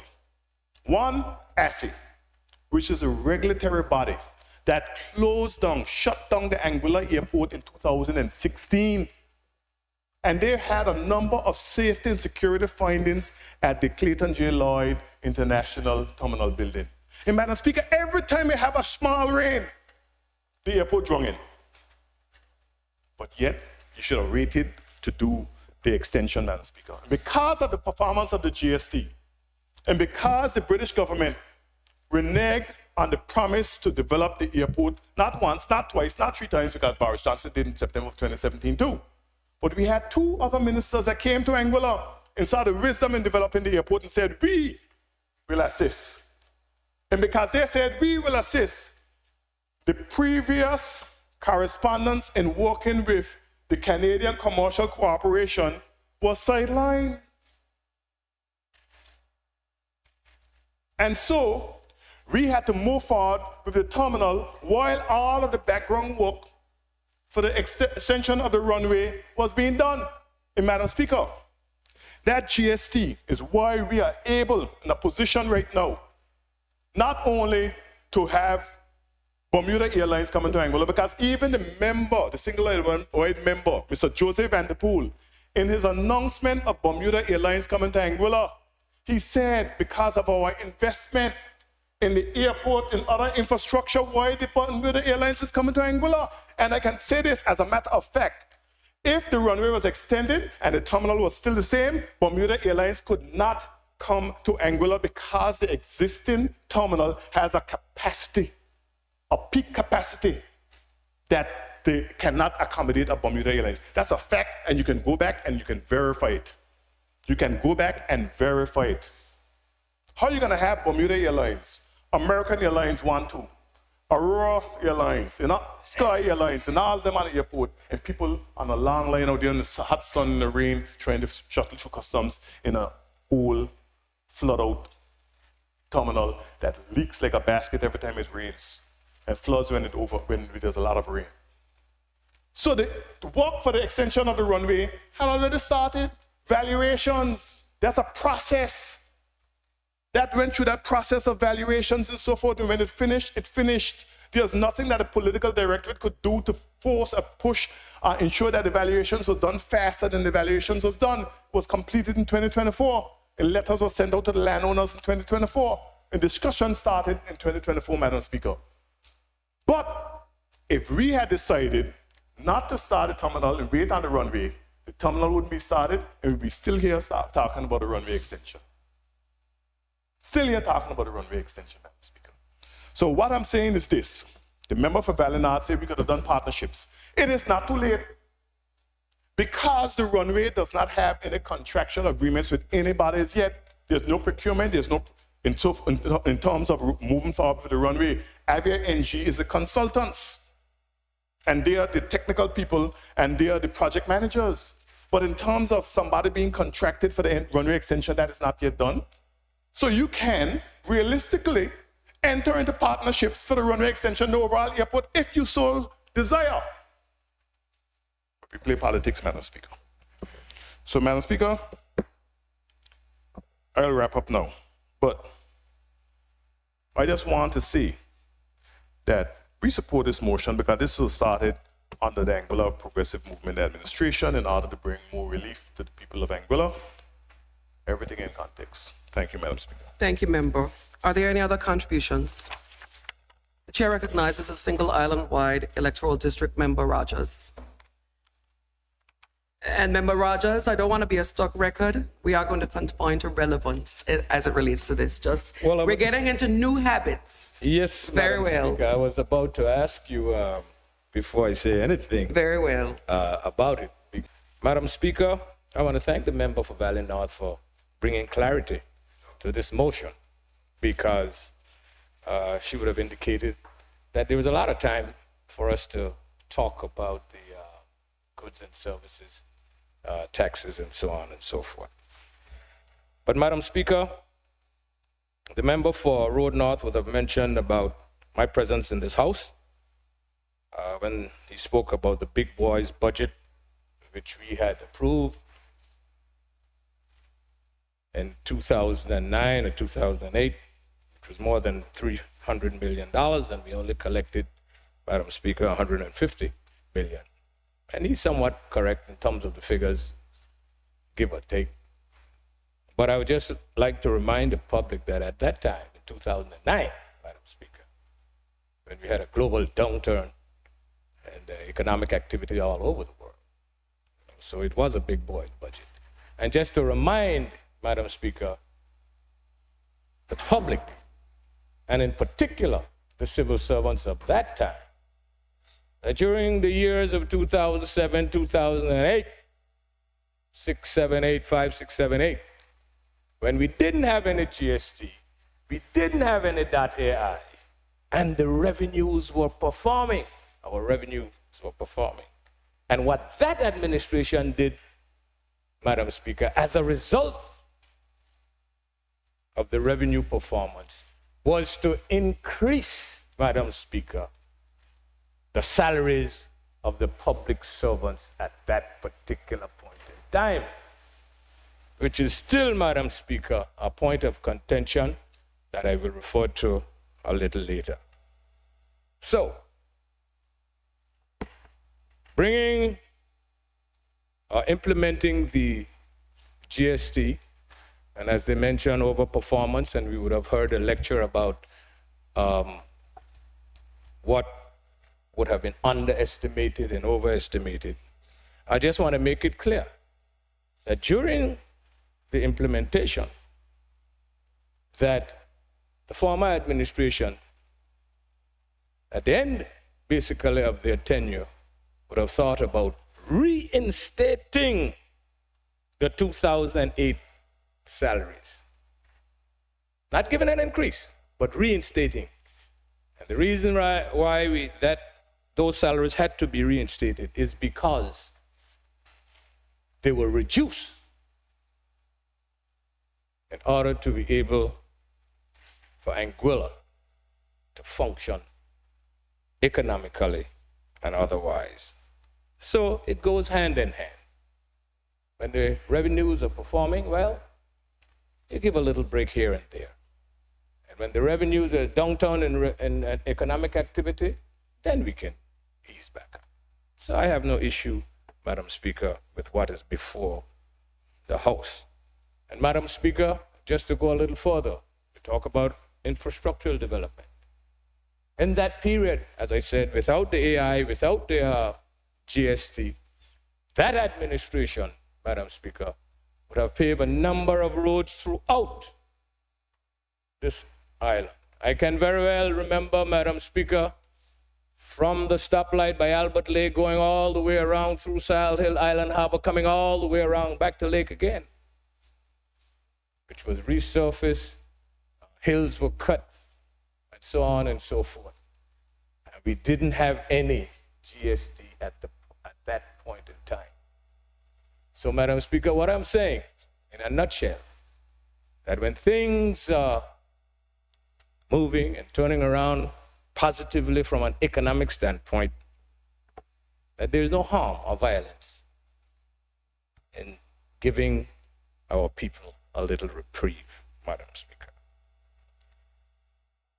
That said, Madam Speaker, we heard the former Minister of Health, former Premier and Minister of Finance spoke about the Junior Shield and Senior Shield and so on. And yes, I support the Junior Shield and Senior Shield, Madam Speaker, and it has to be paid for. There's no doubt about it. Someone mentioned free lunches. But, Madam Speaker, the approach that the former administration took with respect to the implementation of both the Junior Shield and Senior Shield, Madam Speaker, you can put it in one word: rushed, not properly thought through. And I want to say to the people of Anguilla, here's a classic example. I would have preferred if the former administration would have taken the time to look at not only the cost per se, but the coverage. Madam Speaker, the member for Island Harbor mentioned about sometimes, we are short of drugs. That didn't happen today alone, Madam Speaker. The Caribbean Pharmaceutical Procurement Services, they have issues, and they've been having issues for decades in terms of supplying drugs to us. The point I am making here, that as minister, and as the former Minister of Health, and as a healthcare professional of global status, a Yale graduate, Madam Speaker, I too was very elated on the former Minister of Health assuming office, not just as health, but as finance and the Premier. That health care, Madam Speaker, 5 years after his assumption to office, would have been in a much better condition than it is in today. And taking into consideration, Madam Speaker, the GST, the AI, and so forth. So I go back now to the shield that I'm talking about, and I'm going to use the example of the medication in particular. Madam Speaker, while 70-year-old and above are covered by the shield, that coverage, Madam Speaker, is only valid with the availability of drugs and services that are available at the public facility. So if you really and truly wanted to cover everyone, there are only 2 private pharmacies in Anguilla, Paramount Pharmacy and Sunny Hill Pharmacy. It would have been much better if the thinking was to have a conversation with these 2 pharmacies that is serving the people of Anguilla. Have that conversation. Look, at the end of the day, if the medication is not provided at the Princess Alexandra Hospital Pharmacy, we either will issue a voucher to you for 80% or something, some sort of agreement. Because you know what? And this is not from me. This is from the people of Anguilla, that when there are shortage of drugs at the Princess Alexandra Hospital, they have to go to the 2 local pharmacies and pay 100%. That is no rocket science is necessary for that. That is a reality, Madam Speaker. Madam Speaker, Hughes Medical Center, again, is down there. Did the administration, previous administration, had a conversation with Dr. Hughes in terms of medical services provided, that he provides, that may not be available at the Princess Alexandra Hospital? And Madam Speaker, the former member knows, because he studied and lived and worked and owned businesses, healthcare businesses in the United States, that there is not a one-size-fits-all. People leave from Florida and they go to Mayo Clinic some in another state. They go to Johns Hopkins in another state. They go to New York. They go all around the United States. So everything is just not in Florida alone, or everything is not in New York alone. So things move, Madam Speaker. But those relationships that I would have anticipated, and a number of Anguillians would have anticipated, and a number of Anguillian healthcare professionals would have expected from the former Premier of Anguilla, did not materialize. Madam Speaker, he spoke about salaries. Yes, the salaries must be paid from recurrent revenue. So when we're here talking about giving relief, so to speak, or amending the Goods and Services Amendment Bill. So, Madam Speaker, here it is, simple and straightforward. If the GST did so well, I was doing so well, why wait until 2024 to be able to reinstate the salaries for the civil servants back to the 2008 levels? And while I say that, Madam Speaker, up until today, Madam Speaker, which is the 15th of July 2025, the salaries for the former Health Authority of Anguilla has not been reinstated. And the member was Minister of Finance and Minister of Health. Madam Speaker, reality.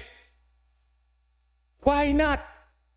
Who was advising him with respect to it? And we're going to come to the budget a little later. We'll have a little time. Later this year, we'll have a little time, Madam Speaker, to really go through this whole thing. Because dismantling the health authority and going back and bringing it back onto the as a government department under the governor and the deputy governor, Madam Speaker, and for the people of Anguilla, there's a lot that needs to be sorted out. A lot needs to be sorted out. No thought was put into some of these things. Rushed. I'm the expert. Madam Speaker, on a point of order. Relevance. I know I was cited with relevance. I hope the same will apply for the government side, Madam Speaker. Thank you for the reminder, member. I was conscious of that, but I was also conscious of how much latitude I did give to you. So I do, no need to interrupt. I do intend to point the member to the motion, but I'm allowing him to complete his thought. But I should say on the record that both are equally in breach of the relevance rule.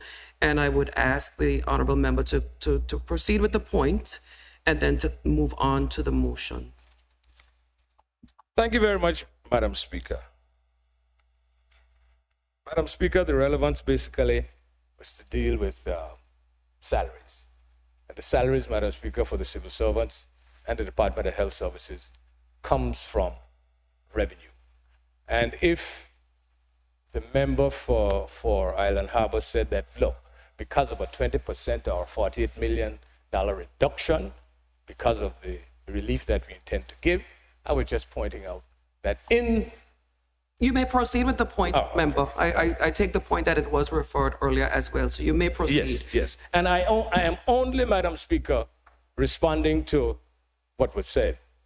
Again, let me stick to the point. Anyway, in terms of the staffing issues in the Department of Health Services, Madam Speaker, again, it was said that salaries have to be competitive to surgeons, anesthesiologists is coming on board, to pediatricians, and so on and so forth. All good. Absolutely nothing wrong with that. Nursing staff, they got to be paid. They must be paid. Must be paid. And again, I don't think that this administration is that irresponsible, Madam Speaker, not to have taken all of those things into consideration. An administration of which I am a part of. An administration, Madam Speaker, where I go out on a limb for my healthcare workers. On a limb. So we are conscious and cognizant of the fact that personal emoluments will have to be increased, must, if we are going to improve the quality of healthcare services on our dear, beloved island. So all of what was said, Madam Speaker, from the opposite side, all of what was said, and much more, has been taken into consideration in our decisions and deliberations going forward. Thank you, Madam Speaker. Thank you, member. The chair recognizes the single island-wide electoral district member Vanderpool. Thank you, Madam Speaker. Good morning to yourself, to the members of the gallery on both sides, the assembly staff, persons in the gallery, as well as everyone who is watching via Facebook Live or listening via radio. Madam Speaker, I tend to be brief. Well, I intend to, especially seeing that the substantive debate on GST is to come, and I can imagine that we'll be rehashing a lot of the same issues. But I rise in support of these regulations, and I just wanted to touch on one thing that was mentioned today that I think it would be remiss of me if I don't offer clarification to members of the House as well as to the listening public. The representative for District 1 would have mentioned that his administration, the previous administration, had a plan to transition towards renewable energy. He would have also stated that Anguilla had a plan. But to date, we have no action, we have no traction, nothing has been enacted. Madam Speaker, I am happy to report that following the meeting that I had with the President of the Caribbean Development Bank 3 months ago at the Caribbean Renewable Energy Forum in Miami, that's 1 month after being elected, we now have a team of 7 high-level persons on the ground from the Caribbean Development Bank. In fact, Madam Speaker, prior to us coming here, all of the members of cabinet before you on government side of the aisle was in this meeting with the Caribbean Development Bank. They are on the ground. Yesterday, I had the opportunity to join them as they toured Anglic's generation, looking to see what is needed. They are meeting with stakeholders which go beyond Anglic, which go beyond the government departments to include members of the public and persons who will be affected.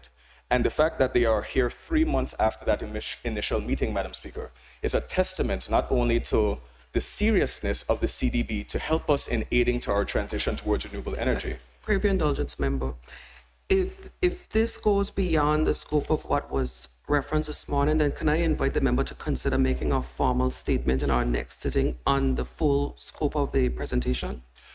Thank you, Madam Speaker. This was in reference to a point you indicated that the member raised, that you were The member would have clarifying. raised that Anglic had plans, government had plans, but we have no traction. So I'm just highlighting the Yes. fact that this is actually something that's ongoing as recently as meetings being held this morning with the CDB on the ground to continue to further meetings by the end of the week.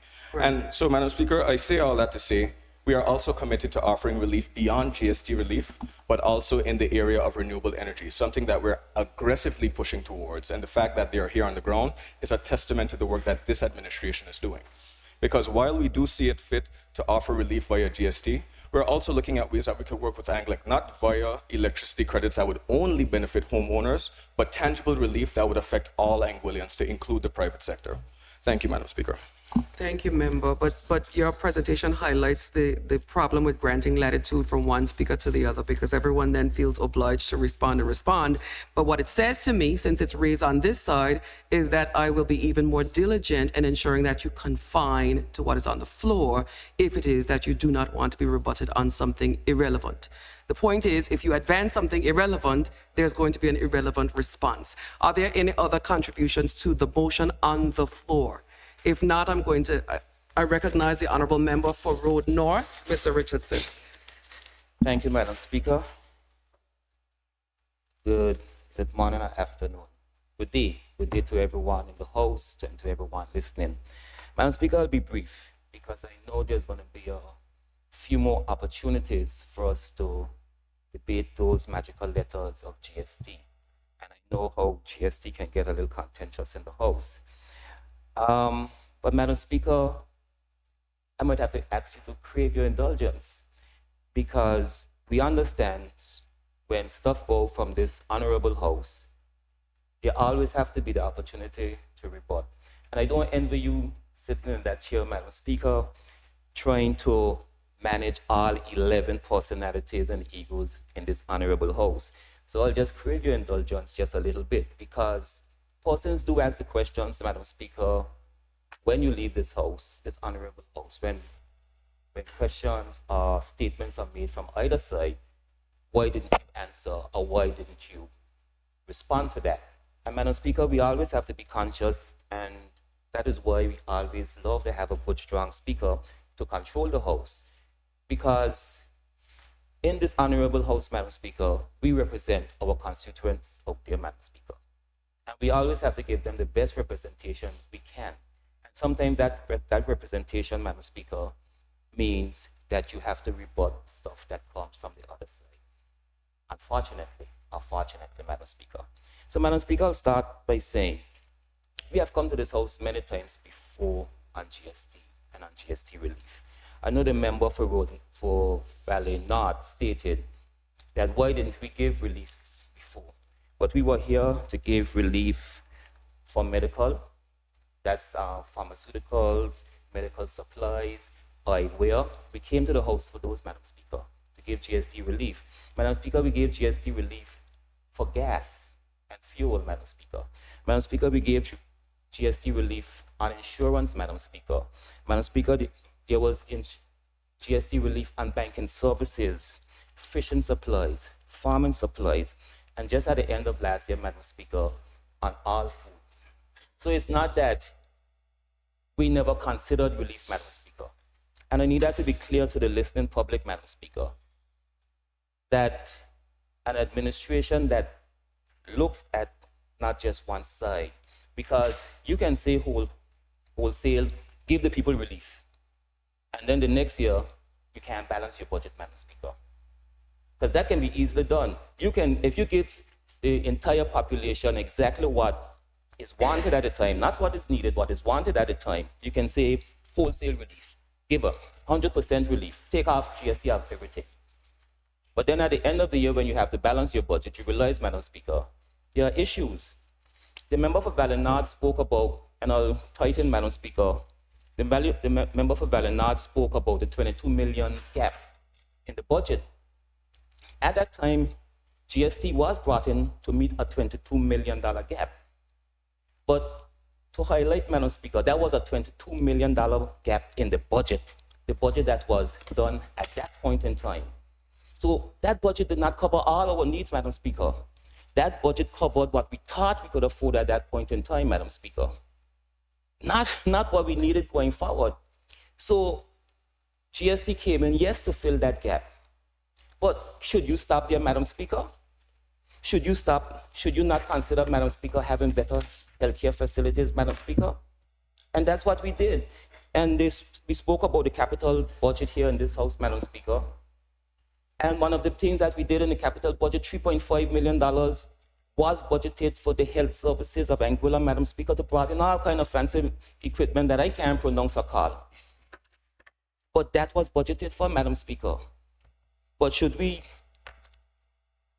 just say we've met our $22 million gap, say to the people of Anguilla, hey, we've covered our $22 million gap, not more for you people of Anguilla. You don't deserve nice things. That's not how our government operates, Madam Speaker. You should always be striving to improve the lives of the people that you serve, Madam Speaker. Madam Speaker, one time on a radio program I was saying, running a government is almost sometimes like having children in your house. The children want a new PS5 or Xbox or whatever the new game systems are. Might cost you $800-900, Madam Speaker. And yes, you have the $800-900, Madam Speaker, and you can buy the Xbox. But you go and buy the Xbox, then month end come. Rent can't be paid. Electricity bill can't be paid. Internet is cut, so you can't even play the Xbox. So, Madam Speaker, running a government is not just saying, you want this, let's give that to you. You have to do things in a concise manner, Madam Speaker. And like I said, Madam Speaker, I plan to be very, very brief. I made a lot of notes here that I will not go back and forth today with, Madam Speaker. But just to let the people know, relief was always part of what this administration did. We brought it over and over and over and over. You know, it came over and over and over, Madam Speaker. And like I said, Madam Speaker, it's all about the balancing. It's all about the balancing. But I will say this before I close, Madam Speaker. Whatever you have, you take away a quarter of it, that's a quarter less you have. And you can't have a quarter on the right side, take it away, and still expect it to have it on the left side. And I'll close with that, Madam Speaker. Thank you. Thank you for your contribution, member. I beg the members to allow us to have a quick recess. We're going to stand down for 5 minutes, please.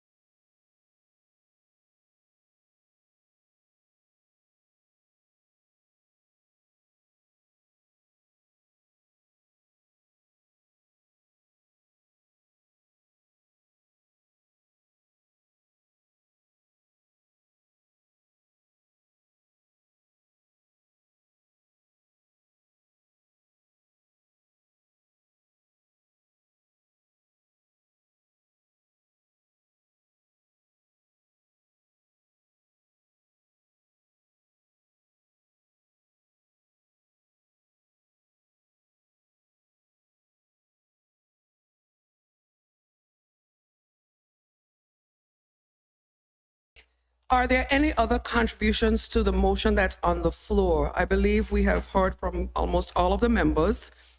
Unless you indicate that there is a contribution, I will invite the mover to respond. Honorable Member for Sandy Hill. Thank you, Madam Speaker. Madam Speaker,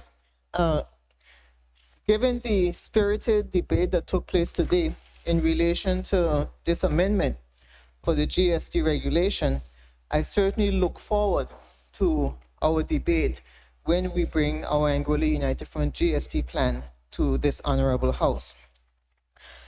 The members of opposition have made a number of statements, and I am required to respond, Madam Speaker. Let me first say, for the listening and viewing public, so that we are not confused, what we have before the House today that we've been speaking on is an amendment to the goods and services tax regulations. And this amendment is intended to bring into line the APM administration's intent in December of last year to remove food from GST, from the GST structure. It was not done wholesale the way in which it ought to have been done, and that is why the regulation today is intended to address what was not done by the previous administration in December of 2024. And that is why, Madam Speaker, it says, Section 3 and 4, and this is in relation to removing GST from food items, shall come into force on the 19th of December 2025. So we are here today, Madam Speaker, on the 15th of July, and we are speaking about this GST food relief coming into effect on the 19th of December 2024. So it's being made retroactive to December 2024. And it shall expire on the 1st of August 2025. And the reason why it shall expire on the 1st of August 2025 is not that the food will once again attract GST on the 1st of August. It is that all imported goods into the country will be removed from the GST structure come the 1st of August 2025. And so all of the exemptions, the zero-rated items that currently do not attract GST will still not attract GST once they're removed from the structure. Furthermore, those exemptions as they exist will continue to exist. Madam Speaker, the member for Island Harbor, as former Premier, would have had a long discussion in terms of GST and the concerns about the GST relief and the negative impact on the country and on the people, etc. And I want to say this. I want to invite the members of the opposition to the consultations that will be taking place over the next few days and weeks so that they can get a firm grasp on what this GST relief entails. The Member, I think that there's an appropriate way to do it. Honorable Member for Sandy Hill, there's a request for some information on the sessions. You didn't allow her an opportunity, Member. Please don't shout across the aisle. Thank you. Thank you, Madam Speaker. That information will be released. The member for the Single Island Wide Member, Honorable Kyle Hodge, who is the Minister for Economic Development, will be rolling out those schedules so that the members of opposition can attend. But it's important, Madam Speaker, because when we're speaking and we're talking to the public, we have to have knowledge, and we simply cannot try to prey on fears and concerns of the people, especially when they have no grounds. The reality is, Madam Speaker, is that the member for Road South would have said, quote unquote, that the member for Island Harbor had a grand plan to provide health care for all. The member for Road North would have said that we should always be striving to improve the lives of the people that you serve. And the member for Island Harbor made reference to a quote which suggested that GST relief would lack safety, loss of human life, and dignity. Madam Speaker, in all of these statements, the members of opposition who were previous ministers of government and members of government have stayed away or have ignored one irrefutable fact, and that the cost of living is high is as a result of the imposition of GST in 2022 in the manner in which it was implemented in large part. And I say that, Madam Speaker, because Madam in Speaker, on a point of order, that is factually What is the point of order? order is that is incorrect. No, I think the member gave her opinion. What is the statement that the member said that is incorrect? That the inflation in Anguilla, the cost of living was because of the imposition of GST. That's her opinion. So okay, opinions, no factual data, fine. That's her opinion. I'm speaking, in fact, is based on fact, and that is because in 2023, in the 2023 budget, it was recognized in the Premier's address, budget address, that there would be a super inflationary period with the imposition of GST. And the super inflationary period was as a result of the 13% being added onto the goods on the shelves when there was a 9% IGT that had already been applied to those goods on the shelves. That is a fact. And every member who is listening, every person who's listening can go back to that budget and read the budgetary address, the budget address. And so while it is, there may have been external forces because you had the high cost of shipping, you had the high cost of goods increase as a result of COVID, in the wake of COVID, but also as a result of the actions that were taken by the previous administration on the people of Anguilla in 2022. And we all remember what was taking place at the time. The general public was speaking out and saying, not at this time. No to GST, and certainly not in the form in which it was implemented. And that was the position of the members of the House on this side, who were members of the opposition at that point in time. We still hold that view. And we are fortified, Madam Speaker, in that view, because in 2023, the anticipated budget was 90 million. The revenue was 90 million. And the actual revenue was 155 million that came in from GST alone. It was overperforming, and we all remember the members of the government at that time bragging and talking about how much money GST was bringing in. And at that time, there was a 72% increase between what was anticipated and what actually came in.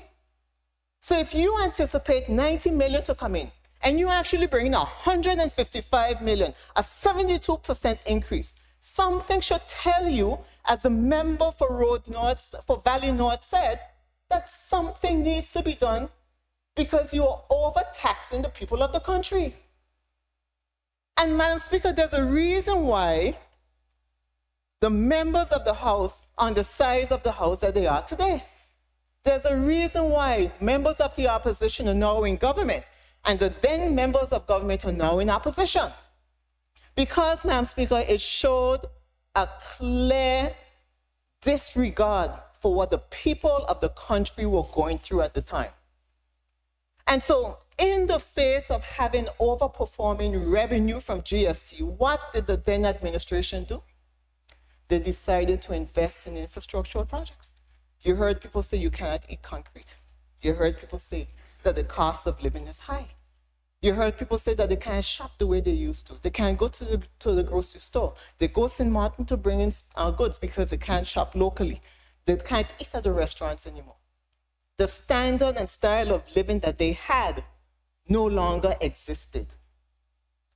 And it was only until December of last year, after the Anguilla United Front, we have rolled out our GST relief plan, after the then administration said it could not work, that it was disgusting, did they come to the House on the heels of a general election to implement a part of the GST relief plan, and that was to remove food from the GST structure, but it wasn't properly done. And that's why we're here today. It wasn't done the way in which it was supposed to. And so the member, the single island white member, the Honorable Neil Rogers, who have said, these are things that are not done properly.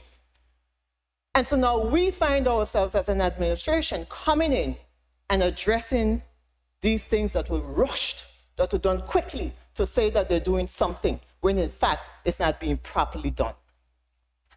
People complain, Madam Speaker, and I dare say it would be not members of this administration or not supporters of this administration. They would say, what's taking so long? There was a promise for GST relief. Where is it? But if you want something done, you have to do it properly so that you don't keep rushing back trying to Jimmy fix this and Jimmy fix that. Madam Speaker, you heard the member for Road North talk about they came to the House. Relief came over and over and over again. And you know why? Because the GST was not implemented properly in the first place. So they kept having to come back to the House because they're realizing the negative impact on insurance. They're realizing negative impact on the banking sector. They're realizing negative impact of all of these things when they implemented in 2022 that they did not realize or appreciate the impact on the people of Anguilla. So they come after time and time again because it wasn't done properly. And so, Madam Speaker, we are here today fixing the previous administration's plan that wasn't done properly. That's what it is. That's all why we're here today. Today is an amendment to bring into effect from December of 2024 what should have been done properly back then.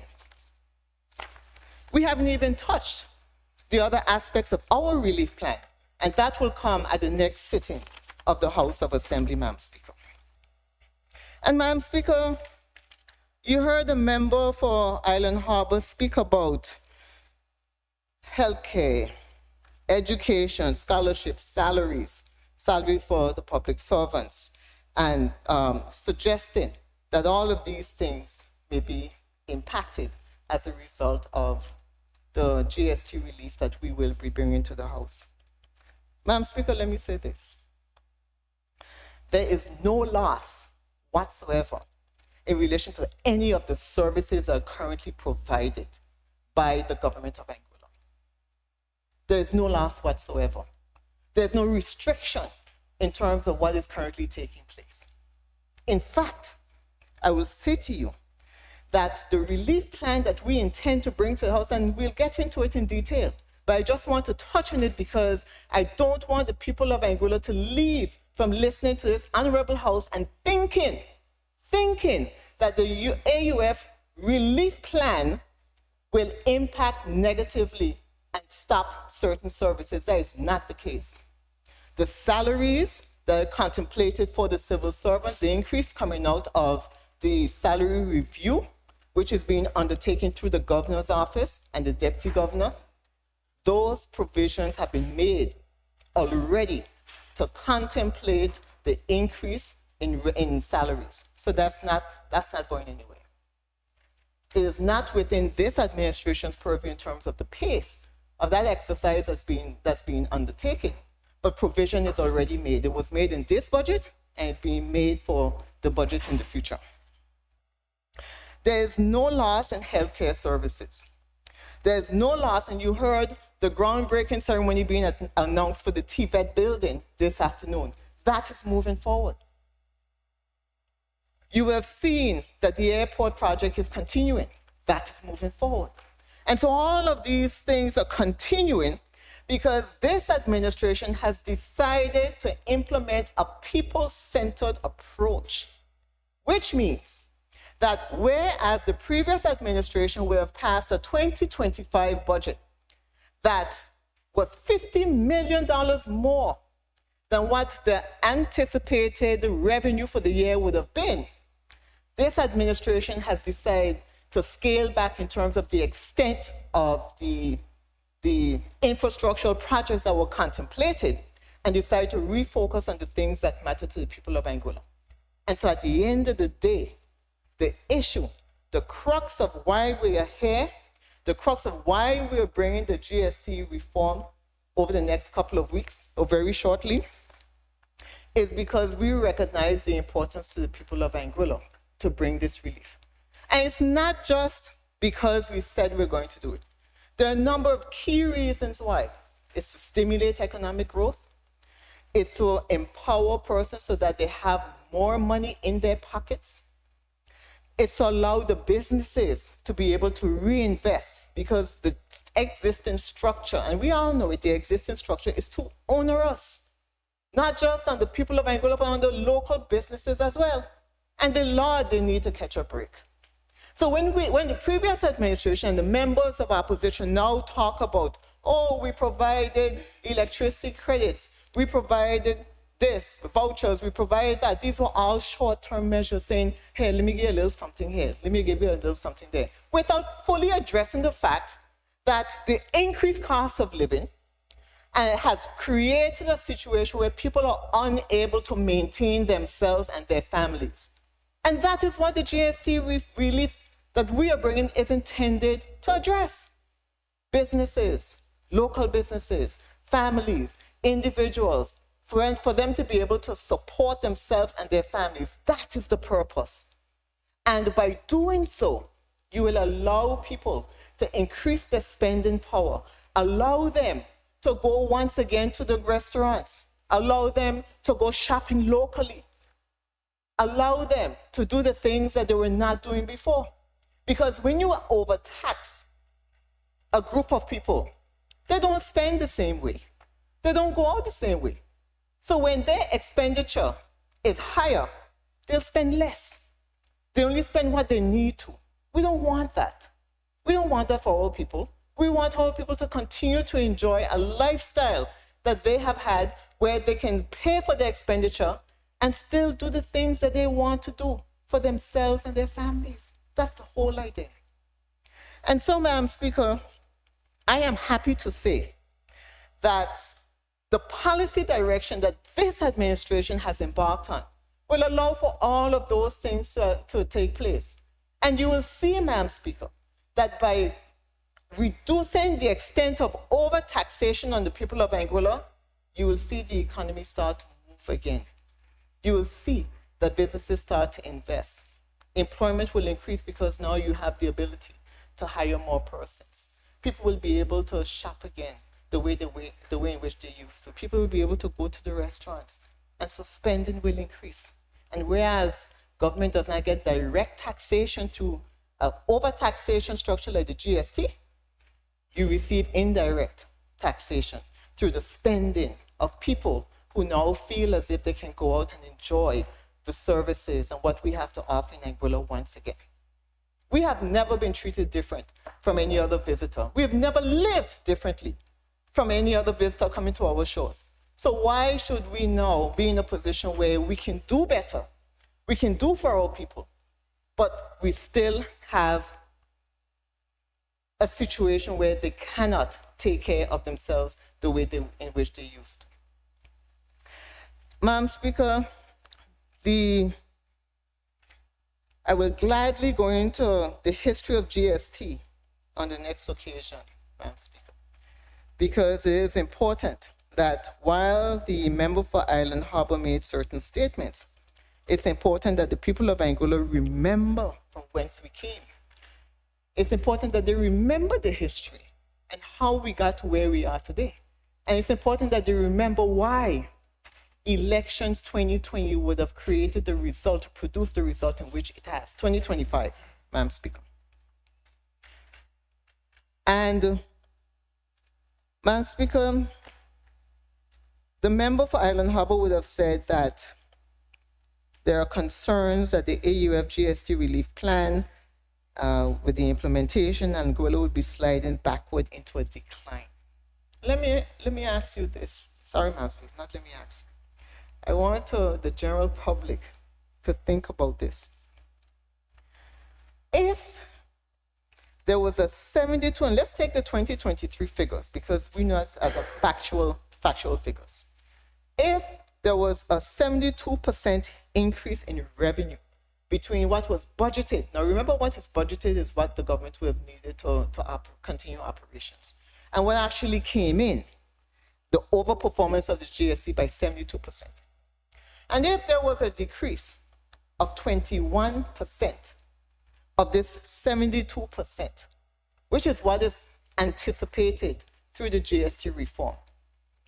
If there is a 21% decrease. Madam Speaker, on a point of order. Madam Speaker, What's the point of order? matter of clarity, Madam Speaker. The member keep referring to the 2023 budget figures, but I think in reality, Madam Speaker, the member should speak about the 2024 budget, as that was the most recent budget. No, Because wait, member. What is the point of clarification? The fact that the member makes reference to certain documents is a matter for her submission, not a matter for clarity. What is the... It's misleading the public, Madam Speaker. Her point being, Madam Speaker, that there was this big surplus. No, don't go into the argument, member. The member is allowed to rely on whatever document, if it is that the members wish to have a copy of it, but you can't circumscribe what she relies on in her submissions. Okay. Proceed. Thank you, Madam Speaker. Madam Speaker, the reason why the year 2023 is important is because it will have been the first full year after the implementation of the GST structure. And that will have been the opportunity to look at a year within which the GST will have performed. And the position that this administration has always taken, including when in opposition, is that from the time you realize that there was an overperformance, you should have revisited the GST, because overperformance of the GST structure meant overtaxation. And when you looked at the impact in the country, it was clear that the administration of the day should have revisited. And so that is why 2023 is important, Madam Speaker. It is a significant marker for where the previous administration should have taken a distinctly different approach from the way in which it did. So in 2023, if there was a 72% difference between what was anticipated and what actually came in, and you apply the GST reform that we're talking about, which anticipates about a 21% decrease, you would still be operating at what? A 51% overperformance. 51%. So when they talk about revenue loss, it has to be done in the context that you are dealing with a GST structure that was overperforming. So now that you are applying a reduction and saying, well, look, let us give it back to the people because our people need it. Yes, we can provide many services, many more. Every government will always need money. And the more money we get, the more things we can do. Yes, and the more we can spend. But at the end of the day, a government's job as well is to empower its people. And if our people are not being empowered, then we are not doing justice to the people of our country. And that is what the whole purpose of the GST relief is about, to empower our people. So, Madam Speaker, we will have the opportunity to delve deeper, and I look forward to that robust debate when it comes over the next few days. But for the purposes of today, I want to wrap up by saying that the Goods and Services Tax Amendment Regulations, which is before us now, is intended to address and regularize what should have been done in December of 2024, and that is now to bring it in compliance with the practice that was taking place to remove food from the GST structure. And with that, Madam Speaker, I end my response. Thank you. Thank you, member. It has been moved and seconded that the motion 10 of 2025 passes as a motion in this House. All those in favor say aye. Those opposed say no. The ayes have it. Motion 12 of 2025, 1/13 HOA, Customs Duty and Tax Exemption Motion Regulations. confirmed. The chair recognizes the honorable member from Sandy Hill, and I confirm for the record that permission had been granted earlier to rely on the contents of the resolution that accompany the motion schedule. Thank you so much, Madam Speaker. With that being said, the customs duty and tax exemption regulation, I beg to move that this regulation be approved by this honorable House. Do we have a seconder to second motion 12? I raise a second, Madam Speaker. Thank you, member. Thank you. Madam Speaker, the schedule to motion number 12, the importer is Nutrition and Wellness Services, Vernice Batik. The purpose is specialized equipment. The period during which the importation is allowed from the 1st of March 2025 to March 2nd, 2026. And the goods that may be imported in body 270S. There's a 5% administrative charge on the value of the goods in respect of which customs duty exemption is granted. And the duty and tax loss is EC $3,173.12. Madam Speaker, the item is one single item, and that is attached as the customs duty loss calculation schedule that's attached. Thank you, Madam Speaker. Thank you, member. Are there any contributions to the motion that is on the floor? I recognize the Honorable Single Island Wide Electoral District Member Vanderpool. Madam Speaker, I rise in support of the motion before us, and I just wanted to congratulate Ms. Batik on her new venture and wish her all the best. Thank you, Madam Speaker. Thank you, member. Are there any other contributions in respect to motion 12 of 2025? If not, does the mover wish to say anything else in response? I think it was limited to a congratulations, but Thank you, Madam Speaker, and thank you to the members of this House. With there being no objection, I take it that there's been full consensus. Thank you. yes, I shall put the question to the floor that motion 12 of 2025 be passed as a motion in this House. All in favor, please say aye. Those opposed, please say no. The ayes have it. The motion is carried. We shall proceed with the order paper. Personal explanations, none. Other business, government business. A bill for Goods and Services Tax Amendment Act 2025, first reading. I propose, I invite the mover or the member intending to propose the bill to do so. Thank you, Madam Speaker. I beg to move that the bill shortly entitled the Goods and Services Tax Amendment Act 2025 be read a first time. Is there a seconder? Thank you, member. It has been moved and seconded that a bill shortly entitled A Bill for Goods and Services Tax Amendment Act 2025 be read a first time. Those in favor say aye. Those opposed say no. The ayes have it. I call upon the clerk to read the bill a first time. Act to amend the Goods and Service Tax Act, revised statutes of Anguilla, Chapter G12. Thank you.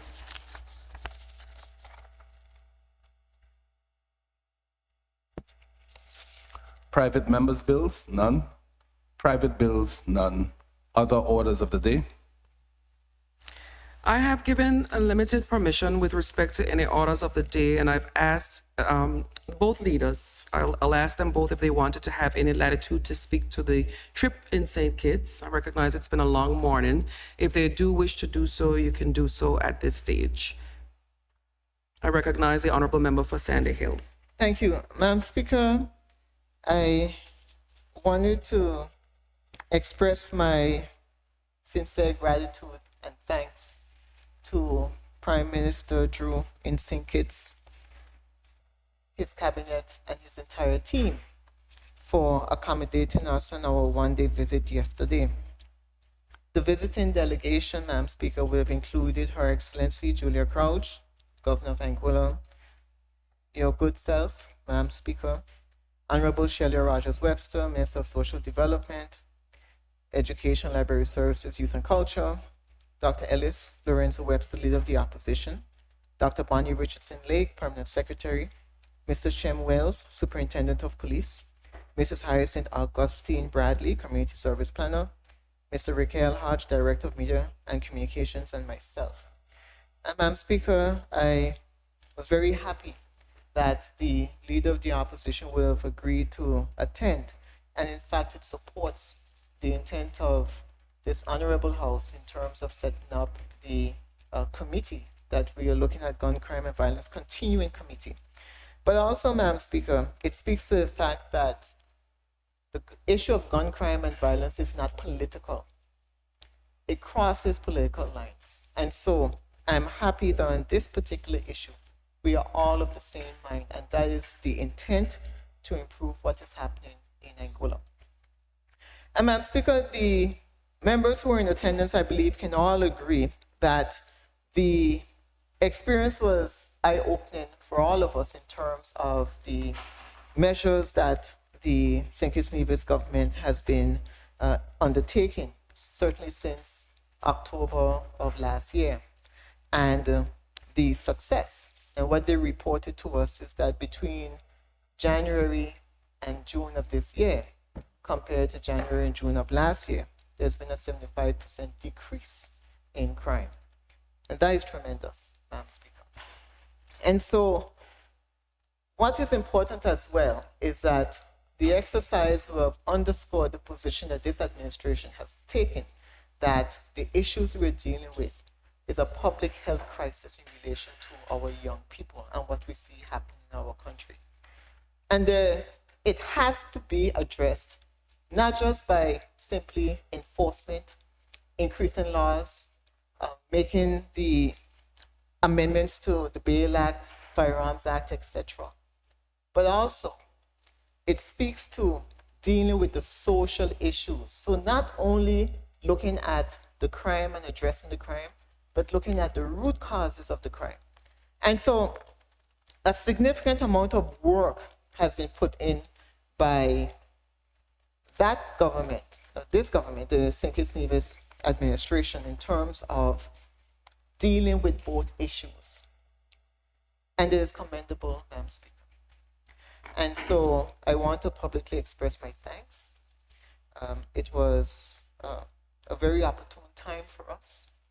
We are aware, Madam Speaker, which will leave the incident that took place this morning, and I want to thank those private citizens who would have put their lives at risk to intervene with a positive outcome in terms of the person who was detained. And Madam Speaker, this is not the end of our journey in terms of this trip to St. Kitts. We have a lot of work to do. It has given us the opportunity to revisit where we want to go. And when you see success, there are opportune times that you look at those successes and cater it for your own particular context, because every island is different, every country is different. But what's important at the end of the day is that there are lessons to be learned, there are tools that may be consistent between jurisdictions. And notwithstanding, and importantly, Madam Speaker, in light of the fact that we have such a close relationship with St. Kitts Nevis, at the office I attended, I was able to see one of my cousins. And so we've highlighted the fact that St. Kitts Nevis and Anguilla has had a long history from the days of the Anguilla Revolution and perhaps even before. And so those connections continue to remain. And so, Madam Speaker, I'm happy. I once again publicly thank the government of St. Kitts Nevis for hosting us yesterday. Thank you, Madam Speaker. Thank you, Member. I recognize the Honourable Member for Island Harbour. Thank you, Madam Speaker. And certainly, during these orders of the day, we give the members a chance to speak about those who may have passed and other, areas that they would like to congratulate. So, with your indulgence, I know the member from Road South would like to talk about Ms. Sue Ricketts, who passed recently, when he has an opportunity. But certainly, Madam Speaker, yesterday was a very enlightening and informative experience. And I was happy that I was included in the delegation. It shows that gun crime and violence is not a political issue. It's not partisan. It's one that's national and affects us all as Anguillians. And so I too would like to commend government of Anguilla for inviting me along, the government of St. Kitts Nevis, and certainly Prime Minister Drew for the time that he took to meet with us and to outline the plan as he saw it. And I think the systematic approach, Madam Speaker, was very helpful. And I think that if we can implement the plan in an Anguilla setting, I think we can reap similar benefits to what and solutions as are seen in the Federation of St. Kitts Nevis. They had a citizen-focused approach where they looked at crime and the causes of crime, and I think that's very important for us going forward. Certainly, these are issues that affect us all, and there will be a cost to it, and certainly, we are here as the opposition to lend support as we come up with solutions involving, as we have said all along, it's a all hands on deck approach involving everyone as we apply principles of crime prevention, youth empowerment, community building. And it is important that we follow the St. Kitts Nevis model of evidence-based framework to combat crime and violence. And I think that came out in all the sessions we had yesterday. They used data, they use evidence-based approaches, and they incorporated the services of everyone, the community, church leaders, retired teachers, government, and it's a program where everyone has to buy in. And so that's why I said it's going to cost, and the people of Anguilla will understand that whatever we invest in our people, that we get it back fully in terms of developing this country, keeping it safe, and having a country that we are proud of and a people who can live to their full potential. So again, I want to thank the Prime Minister, the government, and the people of St. Kitts Nevis for having us, for allowing us to see their plan, and for, as we go forward, assisting us in implementing it. Thank you again, Madam Speaker. Thank you, Member. At this point, that concludes our business before the House. Does anyone wish to contribute anything further in respect to the trip? Okay. I recognize the Honorable Member for Road South, a brief contribution for each side, the member for Valley North as well. You'll yield. Proceed, Member. Thank you very much for the opportunity, Madam Speaker. I know the Premier is now going to toot her own horn, so I think it's important for me to be able to do that. This initiative and trip was organized and facilitated by the Premier. The Premier thought that the model that was being utilized and the results of that model in St. Kitts was a good best practice model for us to look at, to study, because we recognize that while the government of Anguilla is not responsible for national security, we are responsible for our people. And we have a responsibility from a social perspective to make sure that our people have the resources necessary and that we work as hard as we can to utilize local resources, because we also met with a lot of local experts, but also regional resources and best practices to come up with the best possible solution for Anguilla. So again, thank you very much, Madam Premier, for your foresight and vision for this and the collaborative effort to bring things together. And of course, the Ministry of Finance team, the PS, for helping to organize and pull things together. Thank you. I recognize the member for Road South. Thank you very much, Madam Speaker. And again, I would like to also join all the colleagues in recognizing that gun-related crime in Anguilla is not political or should be politicized as it has been done in the past. And we are all in this together. And gun-related crime impacts every single citizen of this country. Whether you are directly impacted or not, everybody is impacted one way or the next. And it was disheartening to learn what we learned this morning again. And these are things that bother us. But I also want to say that no matter what plan we come up with, no matter what plan we in this House implement, no matter what legislation we bring to the House of Assembly, and even if we had the power to institute the death penalty, which we don't, none of those plans can reap any rewards without a whole revisiting of the way our young people, in particular our young males, think and act. But also, as it relates to gun-related crime in Anguilla, no matter what plan we come up with, if we do not see something and say something, then the police will be in the dark just like all of us. And I've often said that we could see anybody creeping in the middle of the night, 2 o'clock in the morning, 3 o'clock in the morning, somebody will see us creeping. But any gun-related crime, whether it's in broad daylight or the sun is down, whether they pull up at a store on a scooter or they shoot somebody at a bank on a scooter, somebody always sees something and nobody says anything, and they expect the Royal Anguilla Police Force to conjure up all the spirits to be able to solve those crimes, and then we blame the police. It's a societal thing. All of us have to be in this thing together and just not wait until it directly impacts all of us and our own before we say something. And I can say that from a matter of experience, Madam Speaker. So we are all in this together, and I hope that we can move forward together, because there's more that unites us than divides us.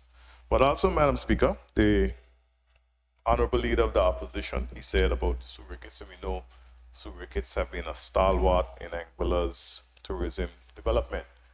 And if I have to start and speak about surrogates, we'll be here for the next hour and a half, so I will just extend my condolences to Robin, and that time to be able to speak about surrogates will come, and it will be extensive because I have over 40 years of experience with surrogates, most of it pleasant.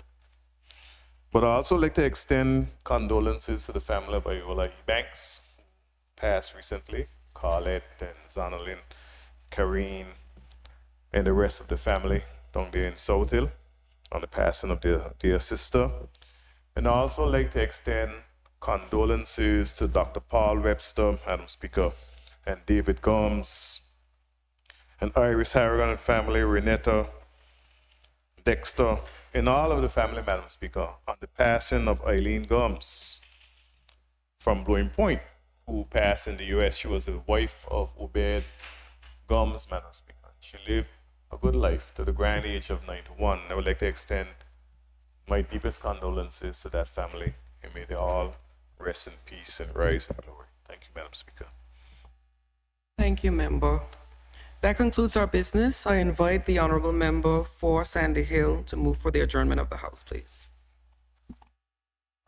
Thank you, Madam Speaker. Madam Speaker, I move that this Honorable House be adjourned to the 22nd of July, 2025. Do I have a seconder? I think I raised the second. Second. Thank you. It has been moved and seconded that this Honorable House stands adjourned until Tuesday, the 22nd of July, 2025 at 10 a.m. Those in favor, say aye. Those against, say no. The ayes have it. This Honorable House is adjourned.